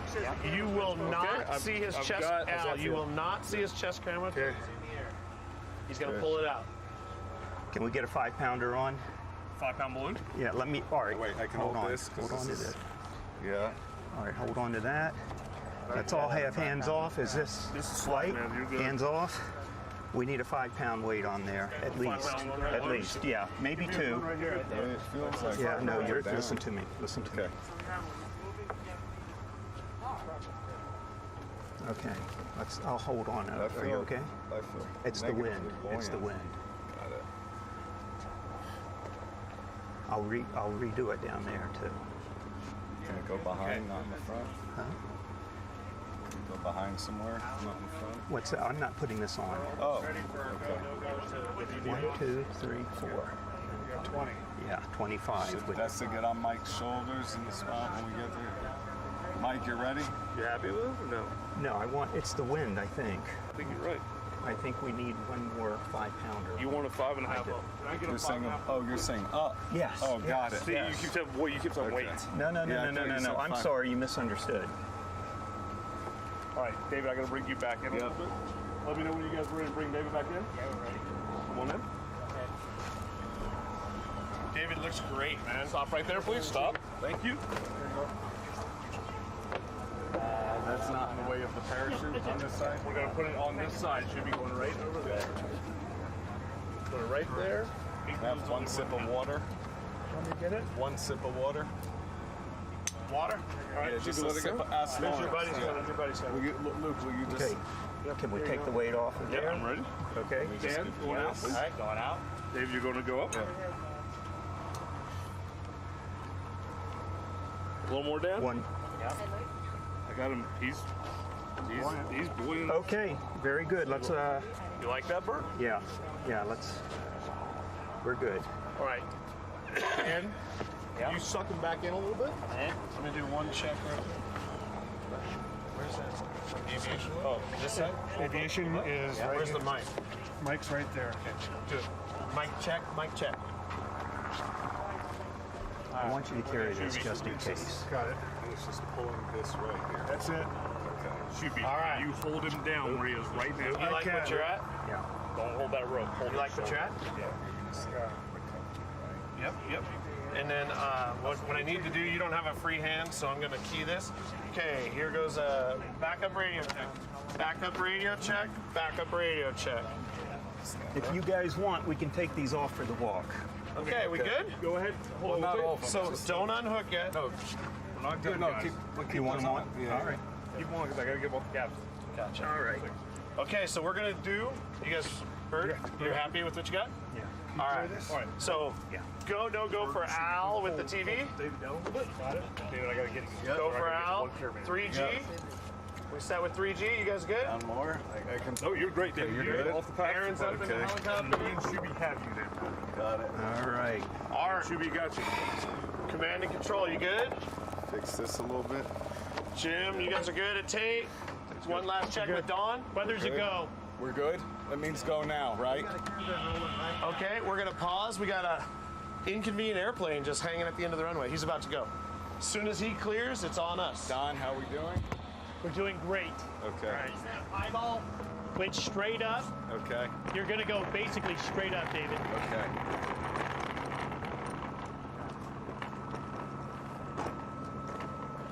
Okay. Let's start walking down the stairs now, though. Let's get down the stairs first. ATC, we're clear. You guys got me? Okay, Don't David. fall. guys. Be careful. That's clear. Yep. They're just gonna hold him right here. Yeah. He's rolling. You're happy with what you got now? I am so happy. Bert, you're happy with what you got? Yeah. Most importantly, dude, are you happy with what you got? Yep. Looks great. Where's Nessa putting the balloon? She's gonna put it in a white string, Nessa. In a white string. We're gonna put it on this side. Yeah. We're gonna put it on this side. You'll show her where to clip it. Yep. You got it. Thank you. All right, we're clear to walk. Let's walk. Clear to walk. Clear to walk. How you feel? You look great, man.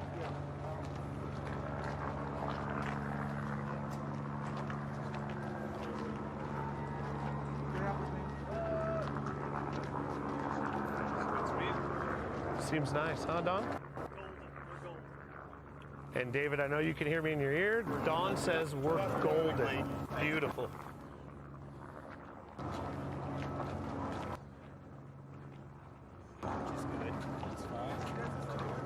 Yep. We'll do it out here. Hey, remember, we're going all the way across. Sorry, Bruce. You still want him on the other side? Yep. I let another pieball go. Yep. Went south and went north and went south. We can walk all the way to the edge then to the desert. Okay. So I don't need to release ballast until we're up and at it, right? Will you guys flip me so I can see where I'm going? Just a tiny, yeah, that's it, just like that. Yep. Parachute's clear? Parachute's clear. Yes, sir. Okay. Triple check it. Keep coming. I'm just gonna unzip your sweatshirt just a little bit because Yep. we're blocking. No one can hear you as good. Okay. Just get you a little bit more. How about Great. that? Whatever you think. All right. How we doing on that?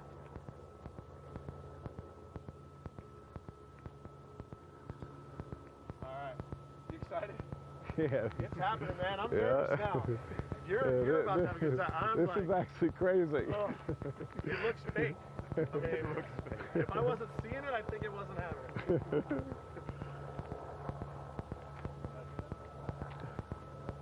This is I am going to have the most amazing views ever on these balloons. This is amazing. Straight out by the tree, guys. Straight out by the tree. Yes, sir. Dawn, walk to Dawn.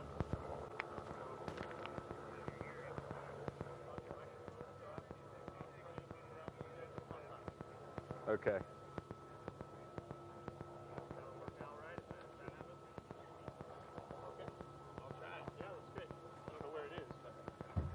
What are you thinking? No, this is just, oh, there we go. I see. That's probably way better for you guys. Is that better? You like that better, Al? Straighten up there, Steve. Where's Don Day? Don Day's right there. And Bert good? We're good. Okay. All You right. still good with everything? I do. We feel good with everything. All right. Good. That's it? And Luke, the same code red. If the plane Yep. starts flapping Yep, the wings, yep. Plane I come flaps down. Wings, you come Okay. down. Yep. But there's never a jump without checks. Yeah. Of course. I'll and be talking to you. And when my altimeter says about 8,000, that's when I'm putting it on. The Correct? MSL one says 8,000. Ground one says 4,000. Okay. Yeah. 8,000, whatever you want. All right. I think it's on you guys. All right, I'd like to do one more way off. Yeah. Yep. Okay, let's have hands off. Hands off. Wow, I'm basically perfectly floating, and I have this, so I'll be. Okay, Wow. Here, wait. Do you want to try it with this out, just to see? You're gonna get one more pound out of Desmond. And then and then just be ready. Yep. Yep. Yeah, and you're gonna give me an extra little bit of lift. Come on in, Desmond. Come on in, Desmond. Right here. Right behind you. Come on, right here. Look at those white lines. Anyone? Where? Right there. There? Higher. Right there. There? Yeah, just There? any line. Around the line. There? There you go. Yes, go ahead. Sure? Sure? Yeah. I'm letting go? You go, let go. Let it fly. Good. Good job, Dustin. Okay, Perfect. Nicely done. And I get one kiss before I go. We're not letting him go yet, guys. Shit, McLean. love you. I got him. I'll see you soon. Yeah. Thank you, Mike. Of course. All right, David, we're gonna hold for just a second. They're running out to check something on your microphone, but Stay you're here, ready. please. Stay here. You're ready. Stay here. They're gonna check a couple things. You feel comfortable? You want to come down a little No, bit? I think we're fine. And then I'm gonna give you something. They're running to check something Yep. on the mic. I don't know. Okay. It's gonna go north a little bit, you think? Yep. Yeah. It's gonna go out here. Oh, it's beautiful. Hey, Don. Okay. Perfect. How can Hey, we? Let's go though, cause let's get it going. Okay, let's go. We're going. Are we ready? Yep. Everybody's good to go? We're good? Is everybody good? Yep. Are we good to go? Love you. That's gonna take me up. Just be ready to go. Will you spin me?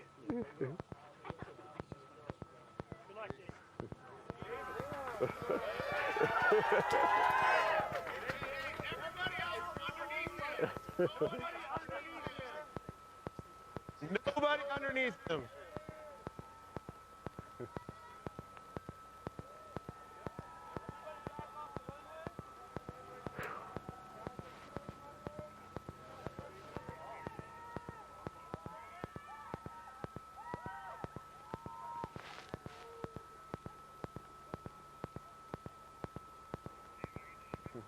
Yeah, I'm looking for Dessa.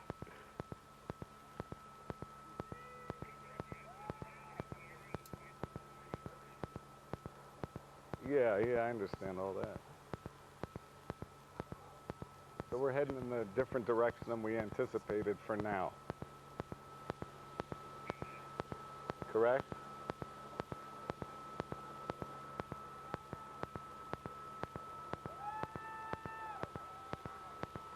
I'm gonna just go nice and slow like this and enjoy the ride for a little bit.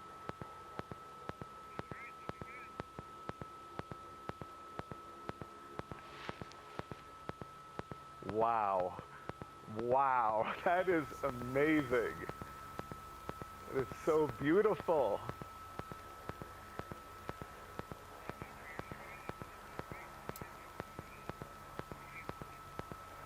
Should I drop one now? Drop one now?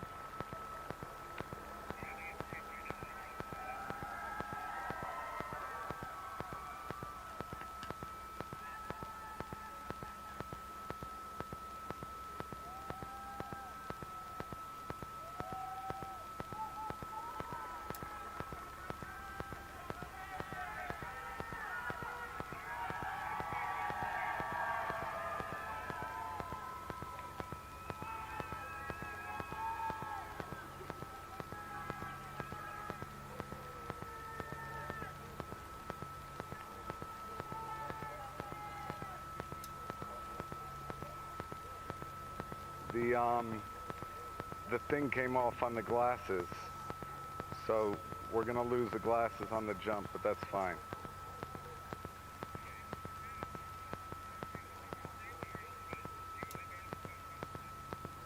Yeah.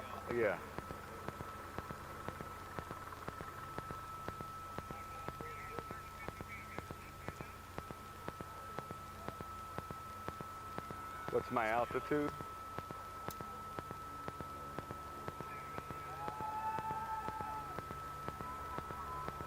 So, 4,500 right now.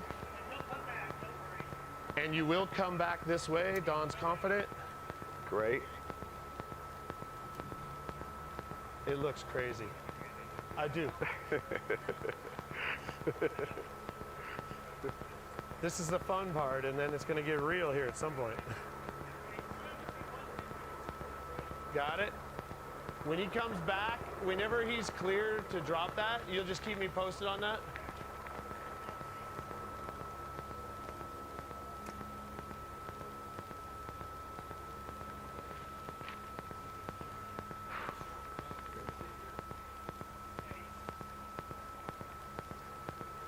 What's my rate of ascent?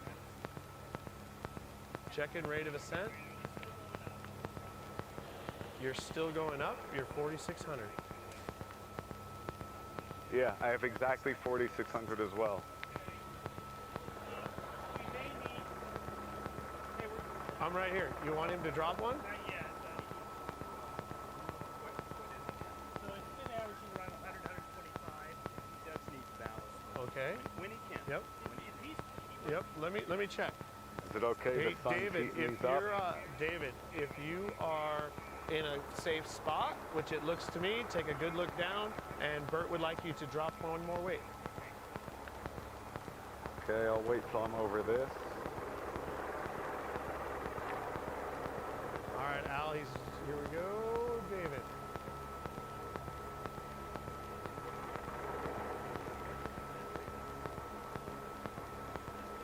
He's just about to. When he clears, he'll drop Okay, another. one weight's coming down. Is it clear? One weight. Am Looks I clear to me. drop? Clear to drop. Clear to drop. They got eyes on it.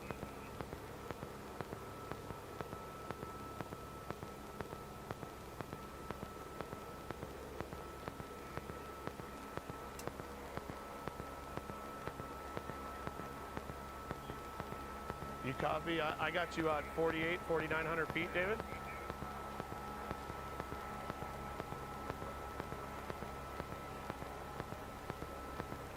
Tell me when to release the next one. Don't drop any more, David. We have you at 4,900 feet. And why are you dropping those weights? Say it again. Explain to us why you're dropping those weights. What are you doing? I'm dropping the weight so I can get more ascent rate going up. Do you So like I'm it? Do you dropping want the more? weight so basically I become lighter so the balloons can bring me up higher. You know, I mean, when he's over the airport, I want to get rid of all that when he's here. And now we're flying exactly as Don predicted. This is going right over this most unbelievable view in the world. It doesn't even look like I'm on Earth. It's amazing.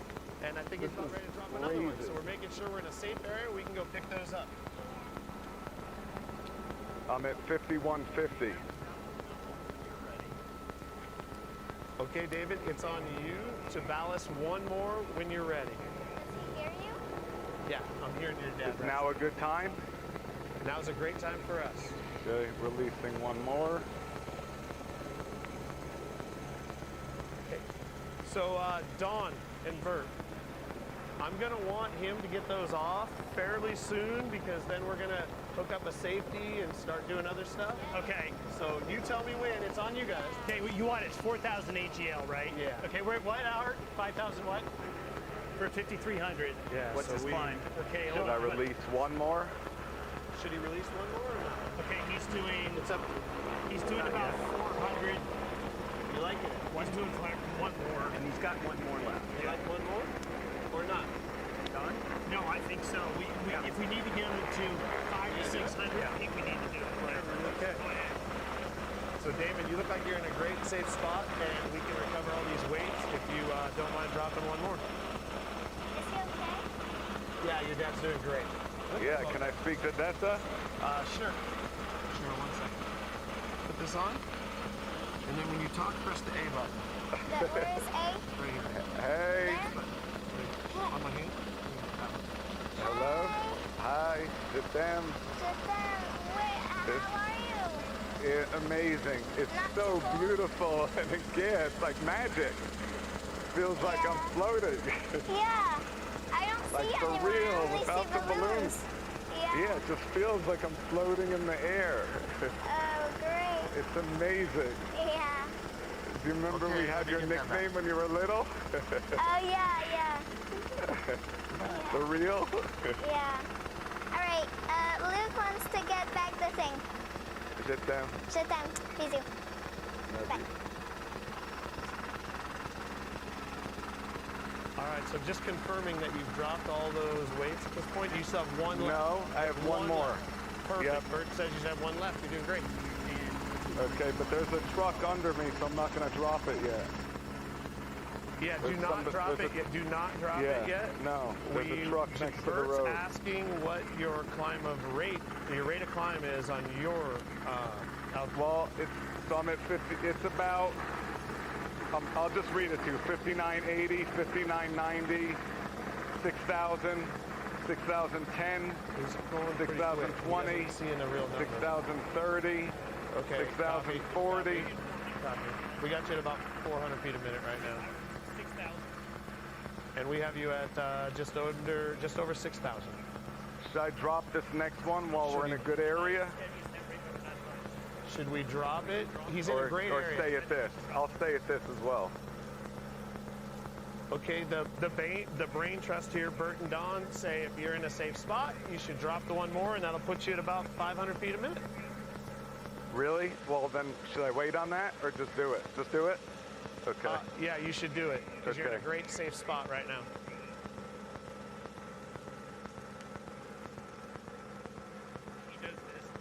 What altitude am I at AGL? Stand by. Like about 2,000, correct? That's correct. On the nose. Just a minute. 6390, 64, 6420. You dropped that? Say it again. We wanted to confirm you dropped that, correct? Yeah, that's gone. Perfect. They're happy. You liking it? I'm at 65. So we're right at 500 feet a minute. We're right in the sweet spot right now. And hang out for a second.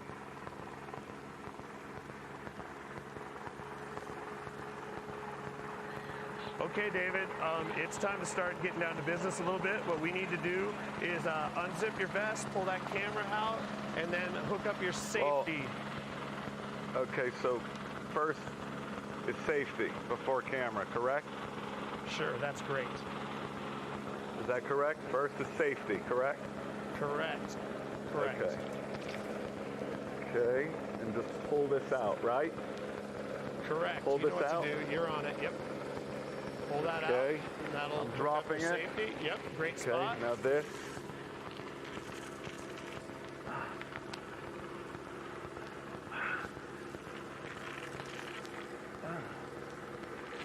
Okay.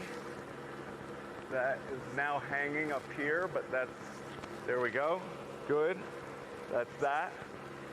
Perfect. Okay. We got eyes on the sleeve. We'll be able to grab that. Okay. Are we good? Everything looks great right now. Why don't you unzip to get that chest camera out? Okay. Hold on. We just don't want to let go of the parachute yet.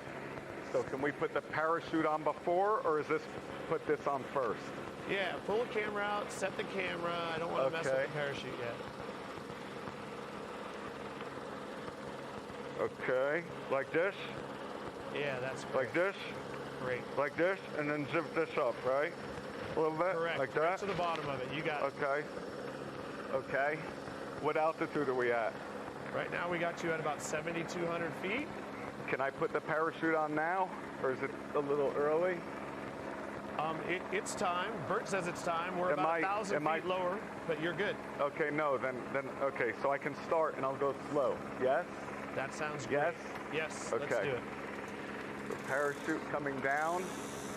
Parachute coming down. Wow, it's tight. Oh. Okay.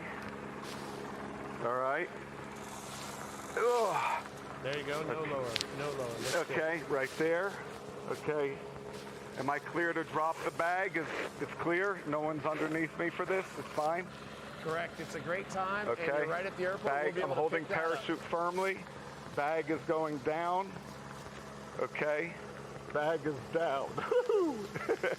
Perfect. Step We got eyes on the bag. Okay, It's right now here. I'm inspecting the parachute. Whew. Crazy. Okay. You should see it from this angle. Take your time, man. Nice deep breaths. Okay. So first I'm going to pull one and hold parachute firmly. Okay. Now I'm carefully grabbing parachute, checking it. We're good. Arm one is in. Here's arm two is in. That's that. Okay. Now I'm gonna connect chest strap. Chest strap on. That's great. Chest straps over camera arm, correct? Chest strap on. Good. Chest strap over camera arm on Yep, top of it? chest strap over camera. Good. Next is leg strap number one. Whew. Take your time, man. Nice and slow. Yep. Slow is fast. Oh. Okay, leg strap number one. I have it. Can I get an altitude on him right now? You're doing great, David. Lots of time. 8,200 feet, so we're doing great. Okay. You know, 4,000 above the leg ground, strap lots of time. number two. Leg strap number two.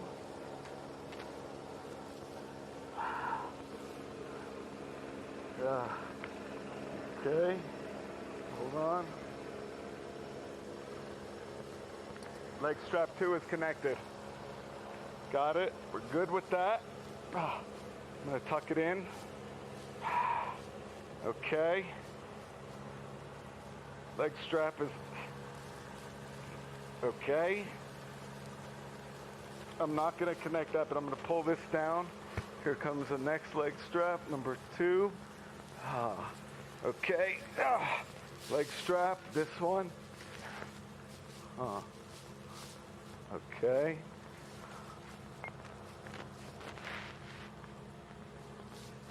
There you go. Nice. Something's Much a better. little. Okay. Woo. Leg strap number 2 is now officially connected. I'm gonna check. We're good. We're good. We're good. I'm gonna remove the safety right now. It's okay. This safety is now off. I'm gonna check 1, check 2, woo. Check 3. We're set. We only missed the number 2. Release the right shoulder from the snap shackle that was holding it. That was the number 2. Yep. Here we go. There we go. Okay. Nice job, David. Nice job. Breathed in 3 minutes. We're good now, right? Parachute You're about is to on. go up really high, and then you got to find a place to land. So, I mean, you got a parachute on now. I'll say that. Okay. Okay, so wait. So hold on. I pull this first, this second, and that's it, correct? Correct, and you would be skydiving. So you're climbing up at 500 feet a minute. Bert and Don are happy. Everything's great right this Okay, second. I've got no altimeter working, by the way, but, okay. Now I got one. I guarantee Okay. if you pull that And here's one out of my- your right pocket, David, and put it on your right wrist now, if you can good do that, call. then you'll be good. Hold on. Okay, altimeter. Okay, good. This says AGL 5,000. This other one says MSL almost 10,000. Is that accurate?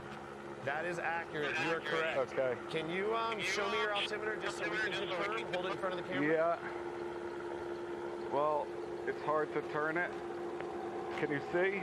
Yeah. Oh the wait, one I on can your right extend wrist. this out. Yeah, the one, there you go. Okay, can you see it like that? Yes, we can. Looks great. And then 5,300 feet. And then you see this one? That one's a little bit tougher, but all your altimeters are matching with what we have.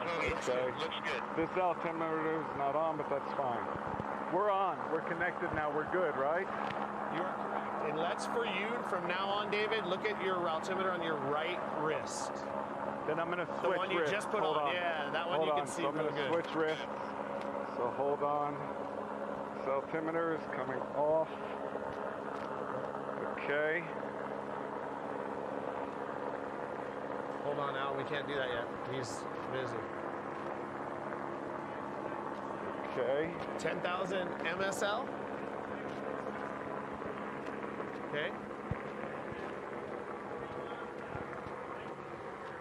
Okay. I'm ready to speed the ascent rate when you guys want. So, David, we want to hang on for 1 second. What I want you to do is do your checks of threes. Just double check your leg strap, chest strap. I'm hard to hear you, but hold on. Chest strap, good. Chest strap connected. Chest strap is good. Leg strap connected. Tight. Okay. Other leg strap is good. So, Don. That's it. Yeah, we're Don, good. will he good. start coming back to the south soon? I pull this, and I want to go, and this, and that's it. Correct. Let's obviously not do that yet. But if you're looking at the lake straight behind you right now, you're about to start moving. I'm looking now? at the. I don't know. I'm not looking. I think I'm looking the other way, Luke. Correct. I'm watching what you're looking at. I'm just telling you, you're now starting to move backwards from the direction you're looking, which is great. And to your right, that's taking you to the south. We're also getting boiling hot on that back thing, by the way. Yeah, shocker for you and me, huh? Hold on, wait. Let me just connect these really quick. Hold on. Now's the time to do anything that you need. You got lots of time. You're safe at the moment. Everything looks good. Yeah.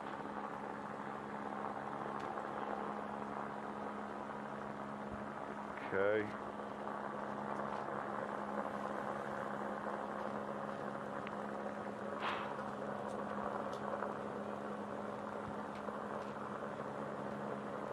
I feel like I'm there with him.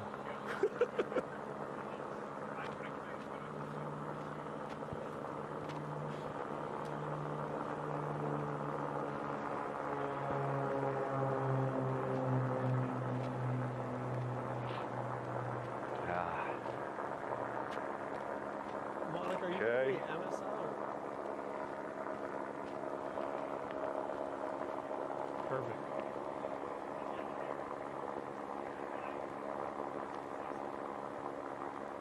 I see planes below. That's all fine. Yeah, everything's great here. If you wouldn't mind, because we are at only about 11,000 feet, I would love to get a pulse ox reading on you now before it starts to get thin up there, if you have time. Pulse oximeter coming on.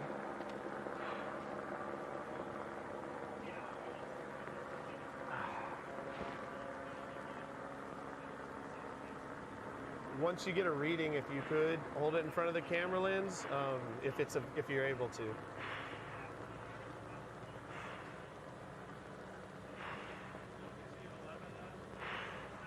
Yes.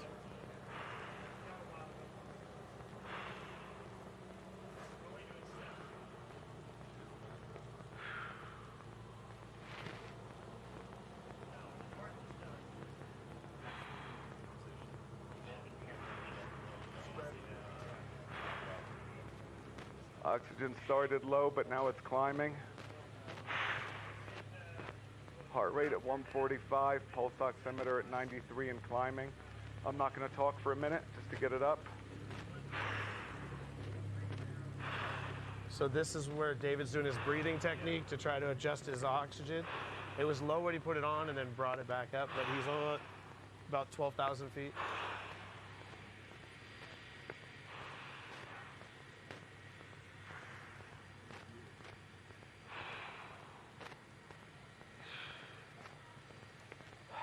You're right, Luke, about breathing is definitely more difficult with this on, but when I find the right position, it seems to help. So David, why don't you look down and to your right a little bit? You should start to see the landing area that we talked about.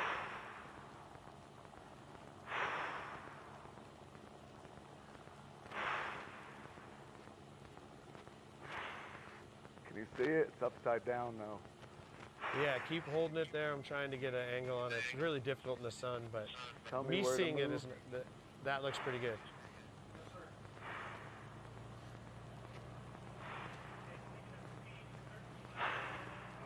You're going 13 miles an hour across the ground, and you're going up at 500 feet a minute.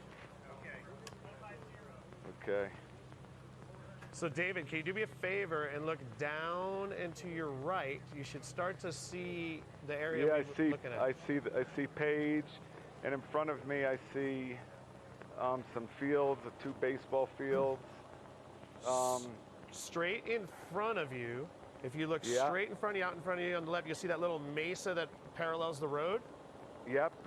You got eyes on where we're looking? Right next to that busy area, correct? In front of the 2 ponds.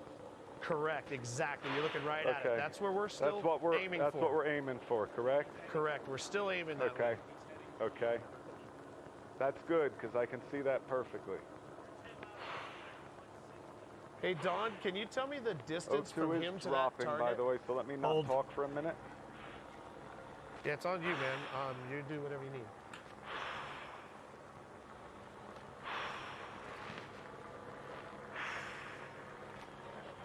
O2 climbing.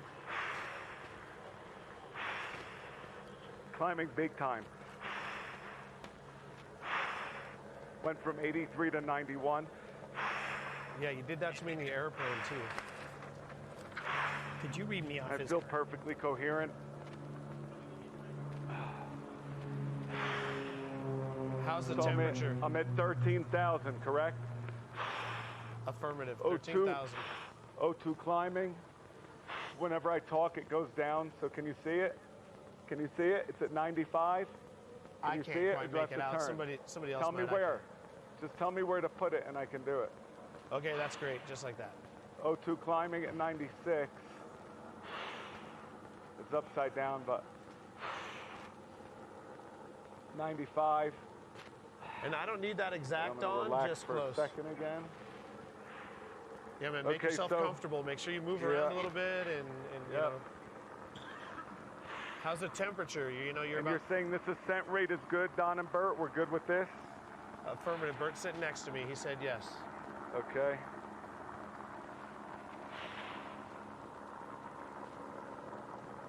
How's the temperature? I wish it got colder. Ask Noodles why. Oh, it'll get colder. We still have your gloves, but there's no need for that until you need them. Yeah, we don't need them yet. See, look at my oxygen right now. Can you see it? Because I was talking. Do you see what it says? 90 and dropping. Can you see it? Yeah, it starts to fall 89. fast. Can you So, see it? yeah, 88. so don't you talk. see it? Now watch. I'm going to start breathing. Watch what happens. Ready? And this is at almost 14,000 feet. Ready? Starting my purging now. Can we see that, sort of? It's tough.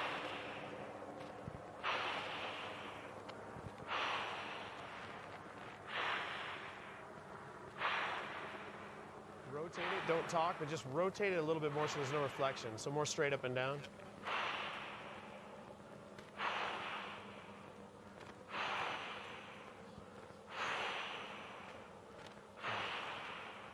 So David, at this altitude, it's about 60% of the oxygen you have on the ground.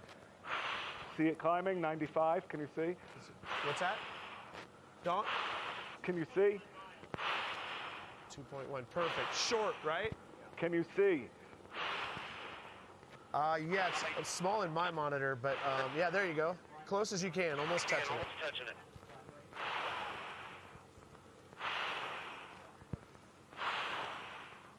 All right, that looks good for us, David. This is for you now. And then you're climbing 500-600 feet a minute. You're at 14,000 feet. Everything's looking good. Can you see the O2? Can you see that? No, I don't think that we're going to be able to Tell with the me, reflection can you right see now. it? Can you see No. it now? I'll block here, like this. That's better. If you block the sun the best you can. There you go. Right there, close. There you go. As much sun as you can block. Yeah. I'm gonna take a break again, but I got it up to 96. Oh. Yeah, we don't need any more of the pulse ox. Looks good. We don't need to see that. Okay, how I'm are gonna you put feeling? both How are socks you away. feeling right now? I feel great. I feel great. And my team, by the way, all of you down there, you couldn't have done a better job across the board. This is the most secure and confident that I've ever felt on anything that I've ever done in my life. So thank you guys. We're 100%, not just my team, all of you guys, YouTube, my Christian, everybody that helped me.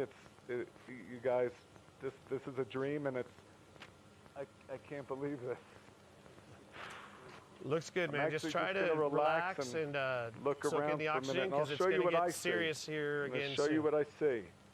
So I'm gonna try to. Does this camera work like that?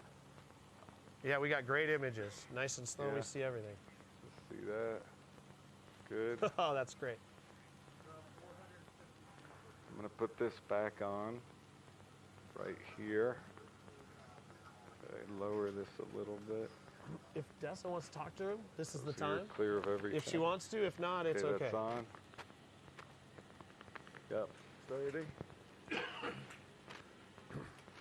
So David, before it starts to get any higher and stuff, I just looked over if Dessa's available. Do you have a second to talk to her when she comes over or not? Because course. otherwise it's going to get serious here when we get a little higher. Okay, so should I put the gloves on now? It's up to you, temperature-wise. Why don't you turn the camera around so we see your face, and then Dessa will be able to see your face.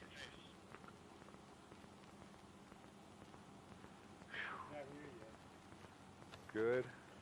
Yeah, she's coming over. She's not here, I'll tell you. You can put gloves on if you'd like, whatever you need. Camera looks great. So you're all fine, everything's safe. I'm gonna turn you over to Dessa, and then I'll come back to you when it's time to start Okay. doing oxygen. Yep.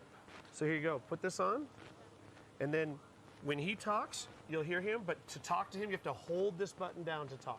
Okay. Have a seat right here. Thank you. Hey. Hey. And then let How go. are you? Good on you.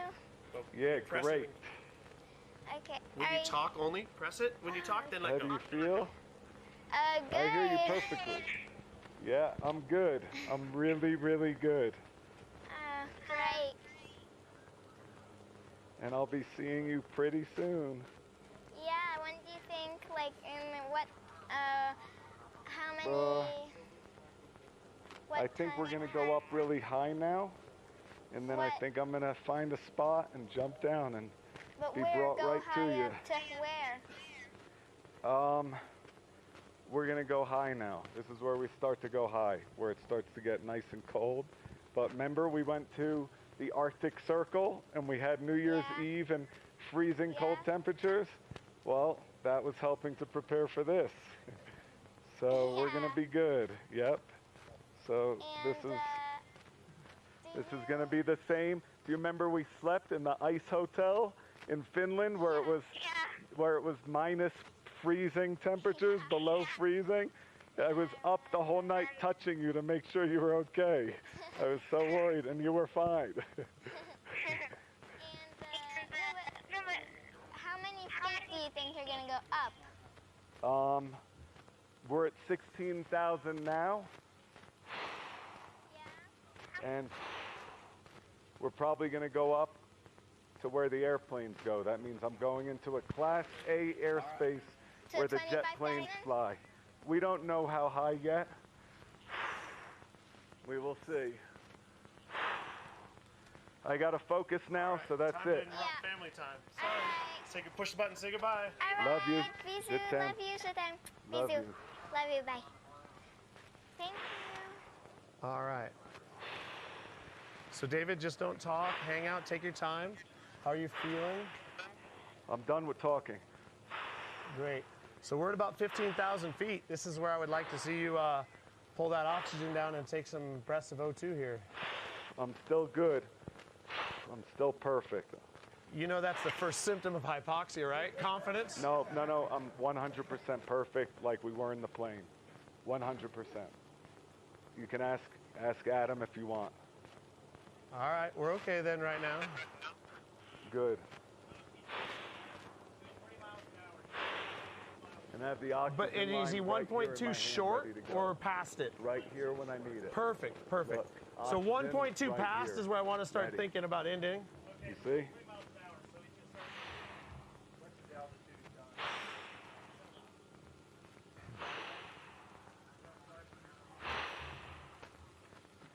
Did we lose the helicopter yet?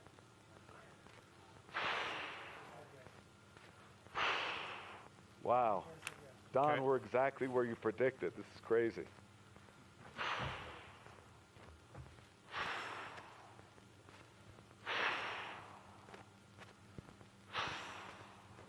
Remember, you can unhook that carabiner if you want, Yep. so you don't have to hold it down. Yep, good call. So unhooking carabiner, which I can grab back. Hey, I'm Stan gonna and pull this. Shuby. Okay. I just want to make sure. So as we keep going up, we could jump. That's what I see too. Okay.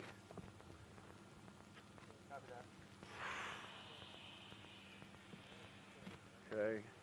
Oxygen clear. We're good. Looks good. And David, you don't have to answer anything I say. Just informing you that we're about 17,000. We passed the helicopter limitations. The helicopter can't hang with you anymore. So we got a You lost long distance helicopter? camera on you. We can see you Okay. at the long one. And every camera around you, including your chest camera, is showing your face. We're great. 0.4? Oh, wow. So we're good. We're almost in the Gotcha. Class A. Let me know when we get to 18, please. And we're good. Are we at Wayne? 13 AGL and 17.6 MSL? Correct. And I've just been informed you're cleared into Class A airspace. I'm good. I'm good to go into Class A. You're good to go into Class A, which Wow. is crazy. Thank you, Jim, Sue, Wayne, and Kurt, Carlos. You guys worked hard with the FAA, and you've been amazing as well. How you feeling with your breathing? Are you feeling still coherent? Coherent, perfect. If I talk to you, I'm not though. So when you're up there and you're drifting, you're starting to pick up ground speed, which is great. But now you look down, you're probably almost straight over the top of the LZ. I see it perfectly. I call it LZ, whatever. It's the desert, the spot we picked out there. So We're in a Class A right now. yeah, perfect. So yeah, we're in the Class A. You're gonna keep rolling, and then I'll keep you posted on altitude.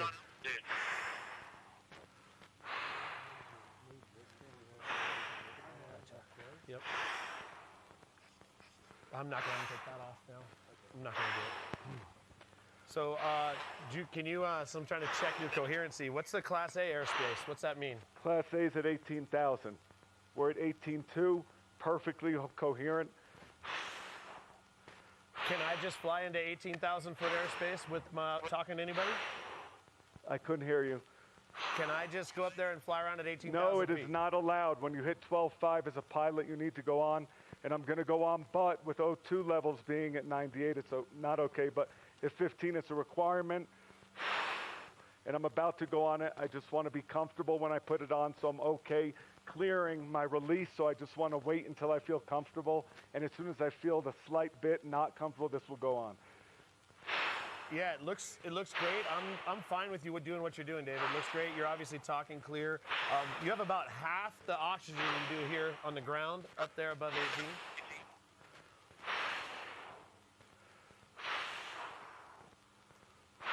And Dawn, you're gonna tell me when we get to like 1 mile past? Okay, so then we probably need to start telling What ATC altitude that we're AGL am I about, opening the parachute? 5,000 feet. We're going to open at 5,000 feet. AGL. AGL. The altimeter on your your left wrist, the one you just switched. So we're about 5 minutes, We're I at would say, for you guys to tell 19,000 them. feet, feeling great. Good copy, David. I wish we could dump just a little more ballast to get it punch that up a little bit, Don. I don't know. It's up to you guys. I mean,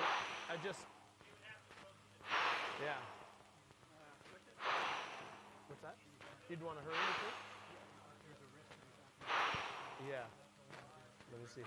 Hey, David, because we're moving across the ground a little bit, I would like to have them dump like a 5-pound shot of ballast. Then let me wait and let me go. Let me go on the O2 before we do that. Yeah, and we don't so have the to sand do that. doesn't dump on it. We don't have to do that, but if we want to reach your target altitude and a safe landing zone, we need to increase the climb a little bit.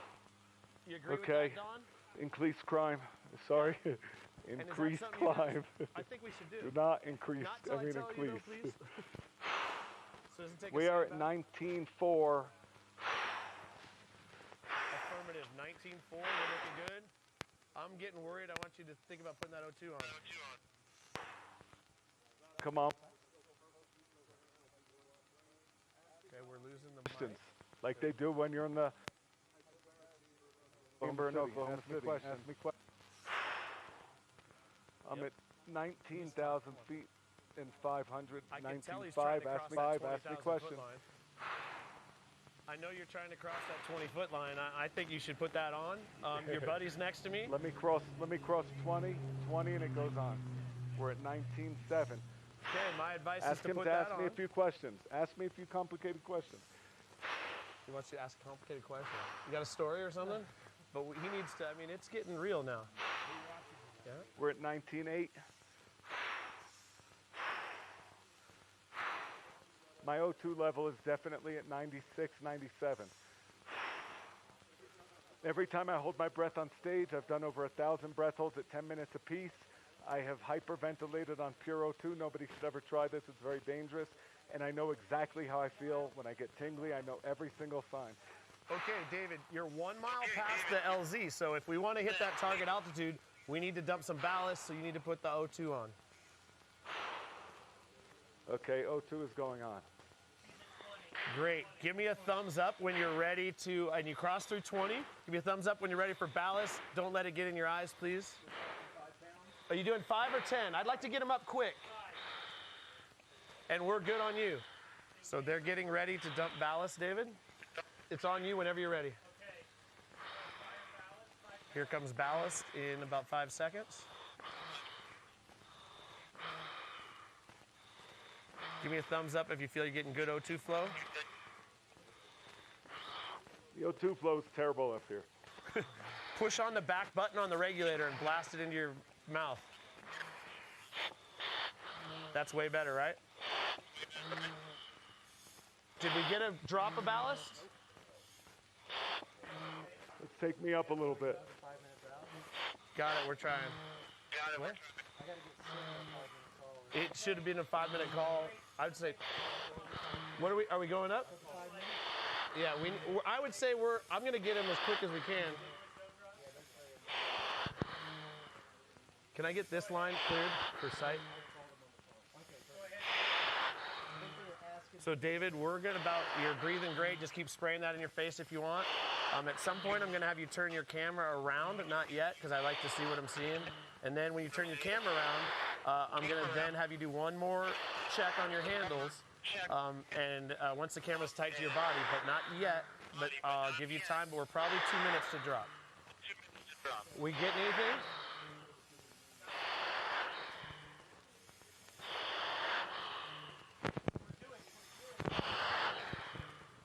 And how are we on distance? How are we on distance? Let's dump some ballast. Got it. They're trying right this second. They're trying right this second.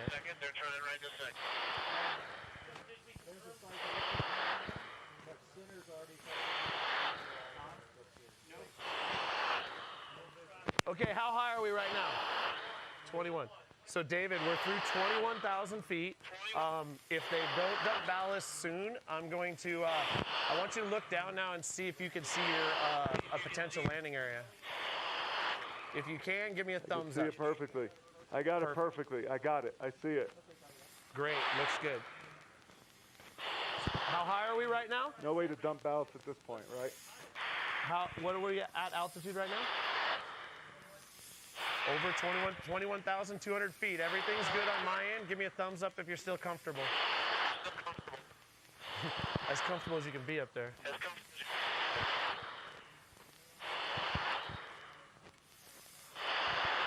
Is there a way to know roughly how far away he is right now from the potential landing zone that we have? We're getting close to 2. I don't want to exceed like 2.5. He says he sees it perfect, and the winds are light, so he'll get back no problem. But for sure not over 3. We're jumping before 3 no matter what. Everything's looking good. I'm not talking, just giving you a little time. We're working out some details here. What? Hey, Luke, I see another good landing area to my right. Yeah, I with don't that want to give little him something road to worry going about through that it. we It's know. another one of these plateaus. How does it look to you? That one to my right. I'm going to point the camera down. Okay, let's check it out.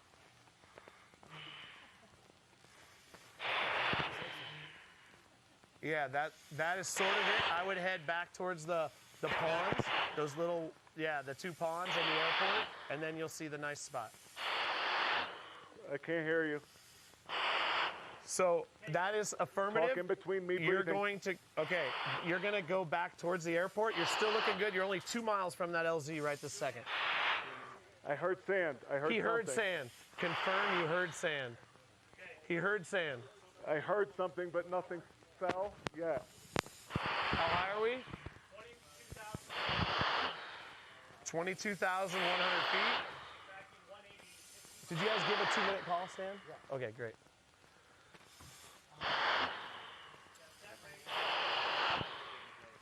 Set rate is going up.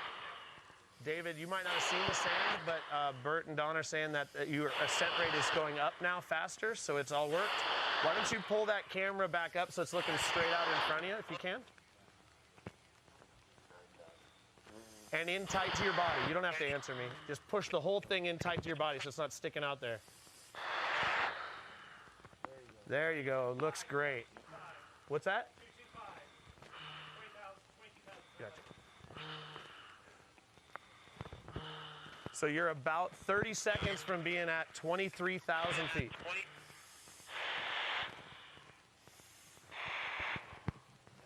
If you could pull that out and just let me know that you see the landing area.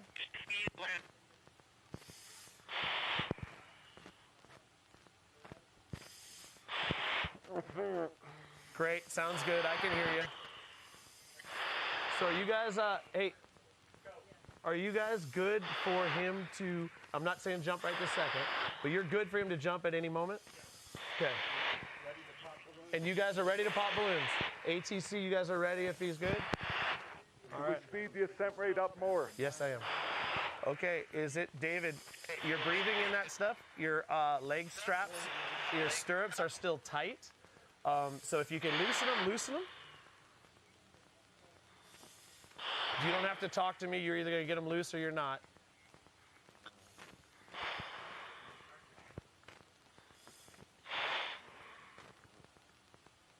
Remember, when you open your parachute, you'll be able to get at them too.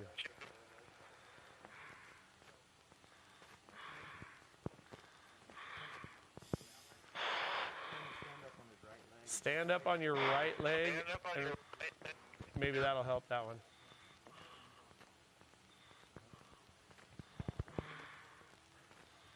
$23,500 feet. There you go. Look good there. I got leg strap 1. Now I'm going to try 2.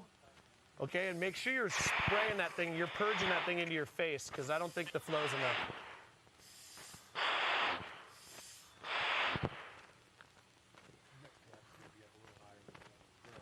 This tab's going to be a little higher than the other one because that's the side you're hanging from.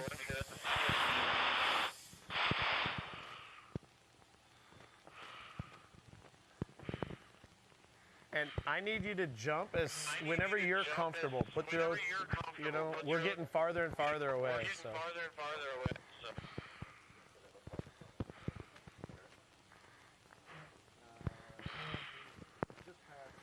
24,000 feet. I would quit worrying about that right now.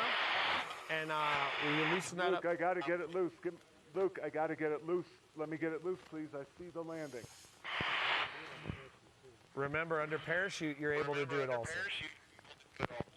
I'm doing it right now. Okay.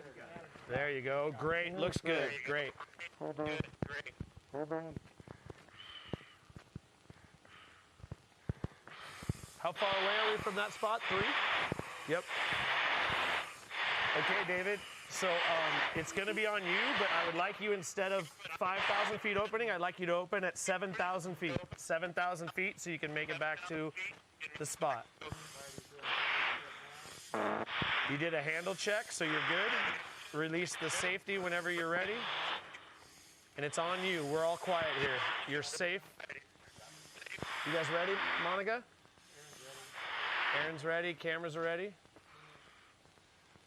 He's going to hook up this oxygen to the thing. It's going to put it up. He's obviously coherent, because that is... I would have left that thing. All right, David, it looks good, man. It's all you. We're going to shut up and let you do your thing. Open at 7,000 feet. Here he goes, guys.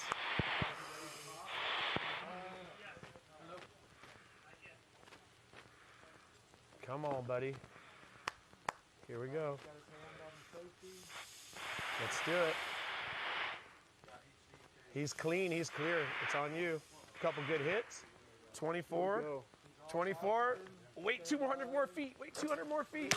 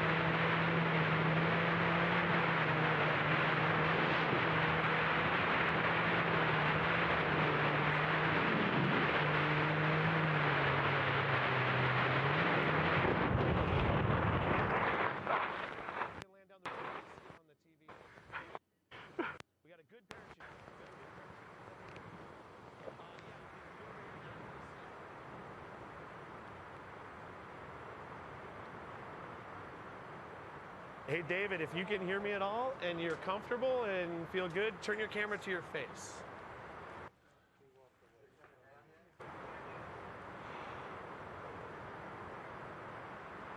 Have you heard Scott on that other... Hey, Stan. Can you hear me? I need something. Yeah, I can hear you. I can hear you, David.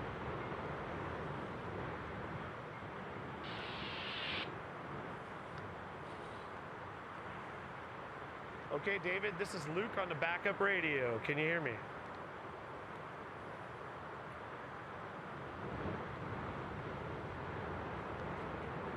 David, if you can hear me at all, we can hear you if you talk. I hear wind noise. I got you. Great. I hear you. That's awesome. You got me. Great job, buddy. How are you looking? You see the landing area? Yeah, can I reach it? It's far. It's far. Let me check. It's far. It's far. It's very far. Okay, then what we need you to do is start looking for a nice flat spot out there without any power lines. A nice flat open spot. Don't worry about coming back. Just worry about a nice spot to land. Okay. Yeah, we're at 4,400. 4,400 feet. That's what we have also. Looks great. And there's very light wind, so it doesn't matter wind direction. Which way is the wind going, though? Land facing the airport. The wind is going to the airport? No. Land with you looking at the airport is the direction you want to land. I want to land towards the airport. Correct. So I'm not going to turn, I'm just going to keep going straight. Sounds good, but make sure you pick a nice spot. You know, if you have to turn and pick somewhere farther away that's better, do that. Are there power lines next to this road? There is a skinny set right alongside the road. But Okay. you'll see it when you get lower. If you land parallel with the road and off the road a little bit. We're at 2,800 feet and we're right over all this stuff. So you need to start looking and picking a spot. Pick a nice sandy spot there. Okay. And remember, But you don't I have should to get be away from this thing. Correct. You don't have to be on near a road. Wherever you pick to land, we got you. Is there power lines in front of me on this little road? It's hard. They're so small in your camera for me to see. I can't see that. Okay. I'm at 2,000 feet. Okay, looking good. Just make sure you're picking a spot. You're not just flying along. Can I land next to those two ponds on that road, right next to it? Correct. There's a nice sandy ravine. A sandy ravine right by those two ponds would be a great spot. I don't... The answer No, is I'm yes. going past it. Okay, right. There's no power lines there? No.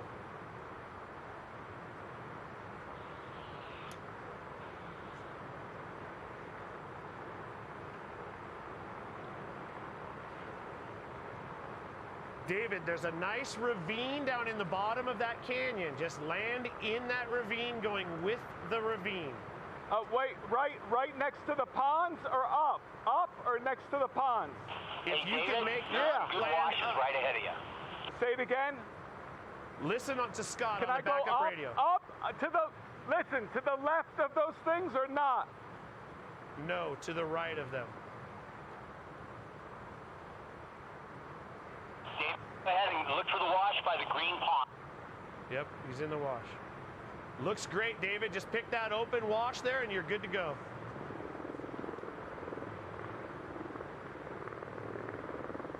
Yep.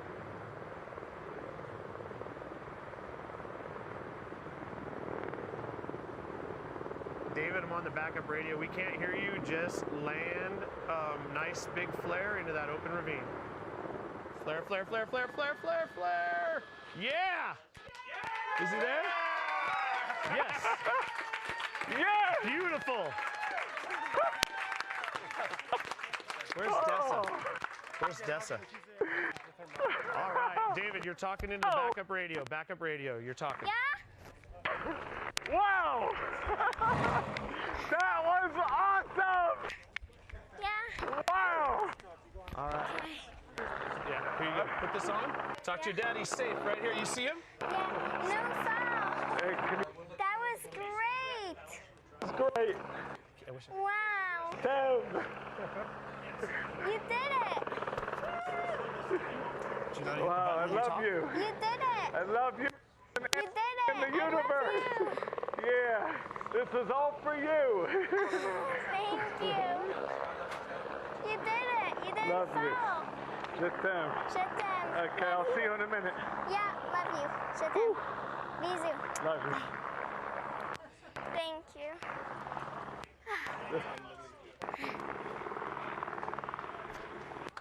Are you so proud of your dad? Yeah.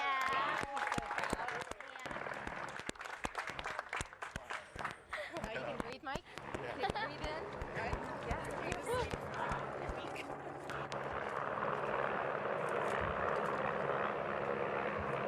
I can walk. I can.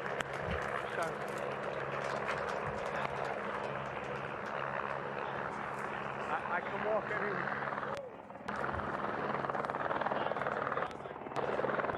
I can.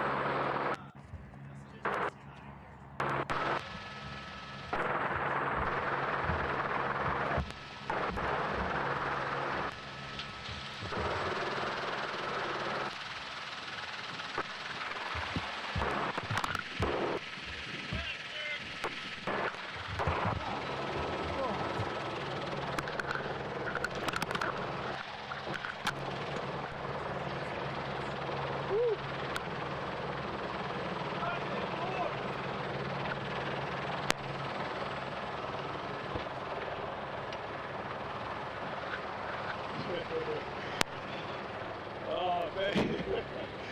Wow. How high did I go?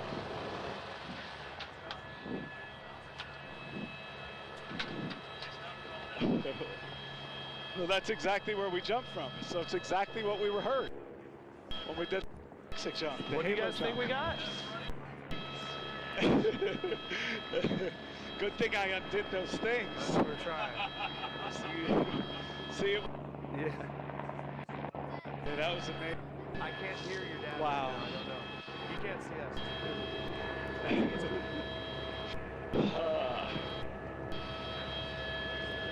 That was amazing.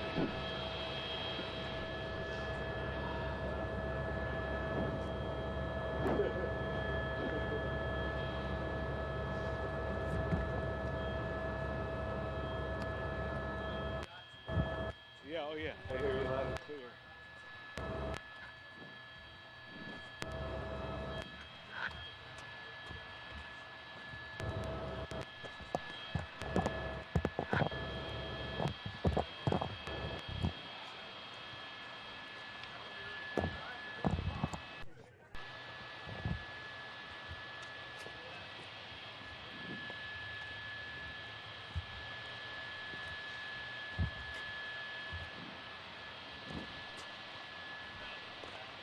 Take this.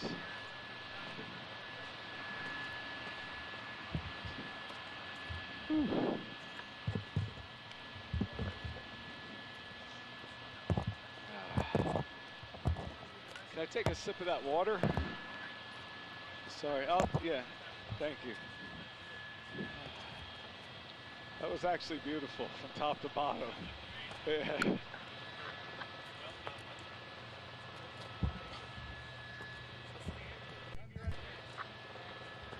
Excuse me?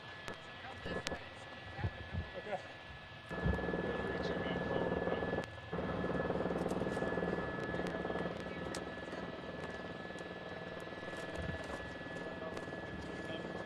Not too bad for 50. Not too bad for 50. You guys are amazing. It's soft. Yeah, it's kind of that way. All right? Best, yes, sir. Best airless photographer. Come tell me. Hear me? So Aaron was flying. He flew a helicopter upside down.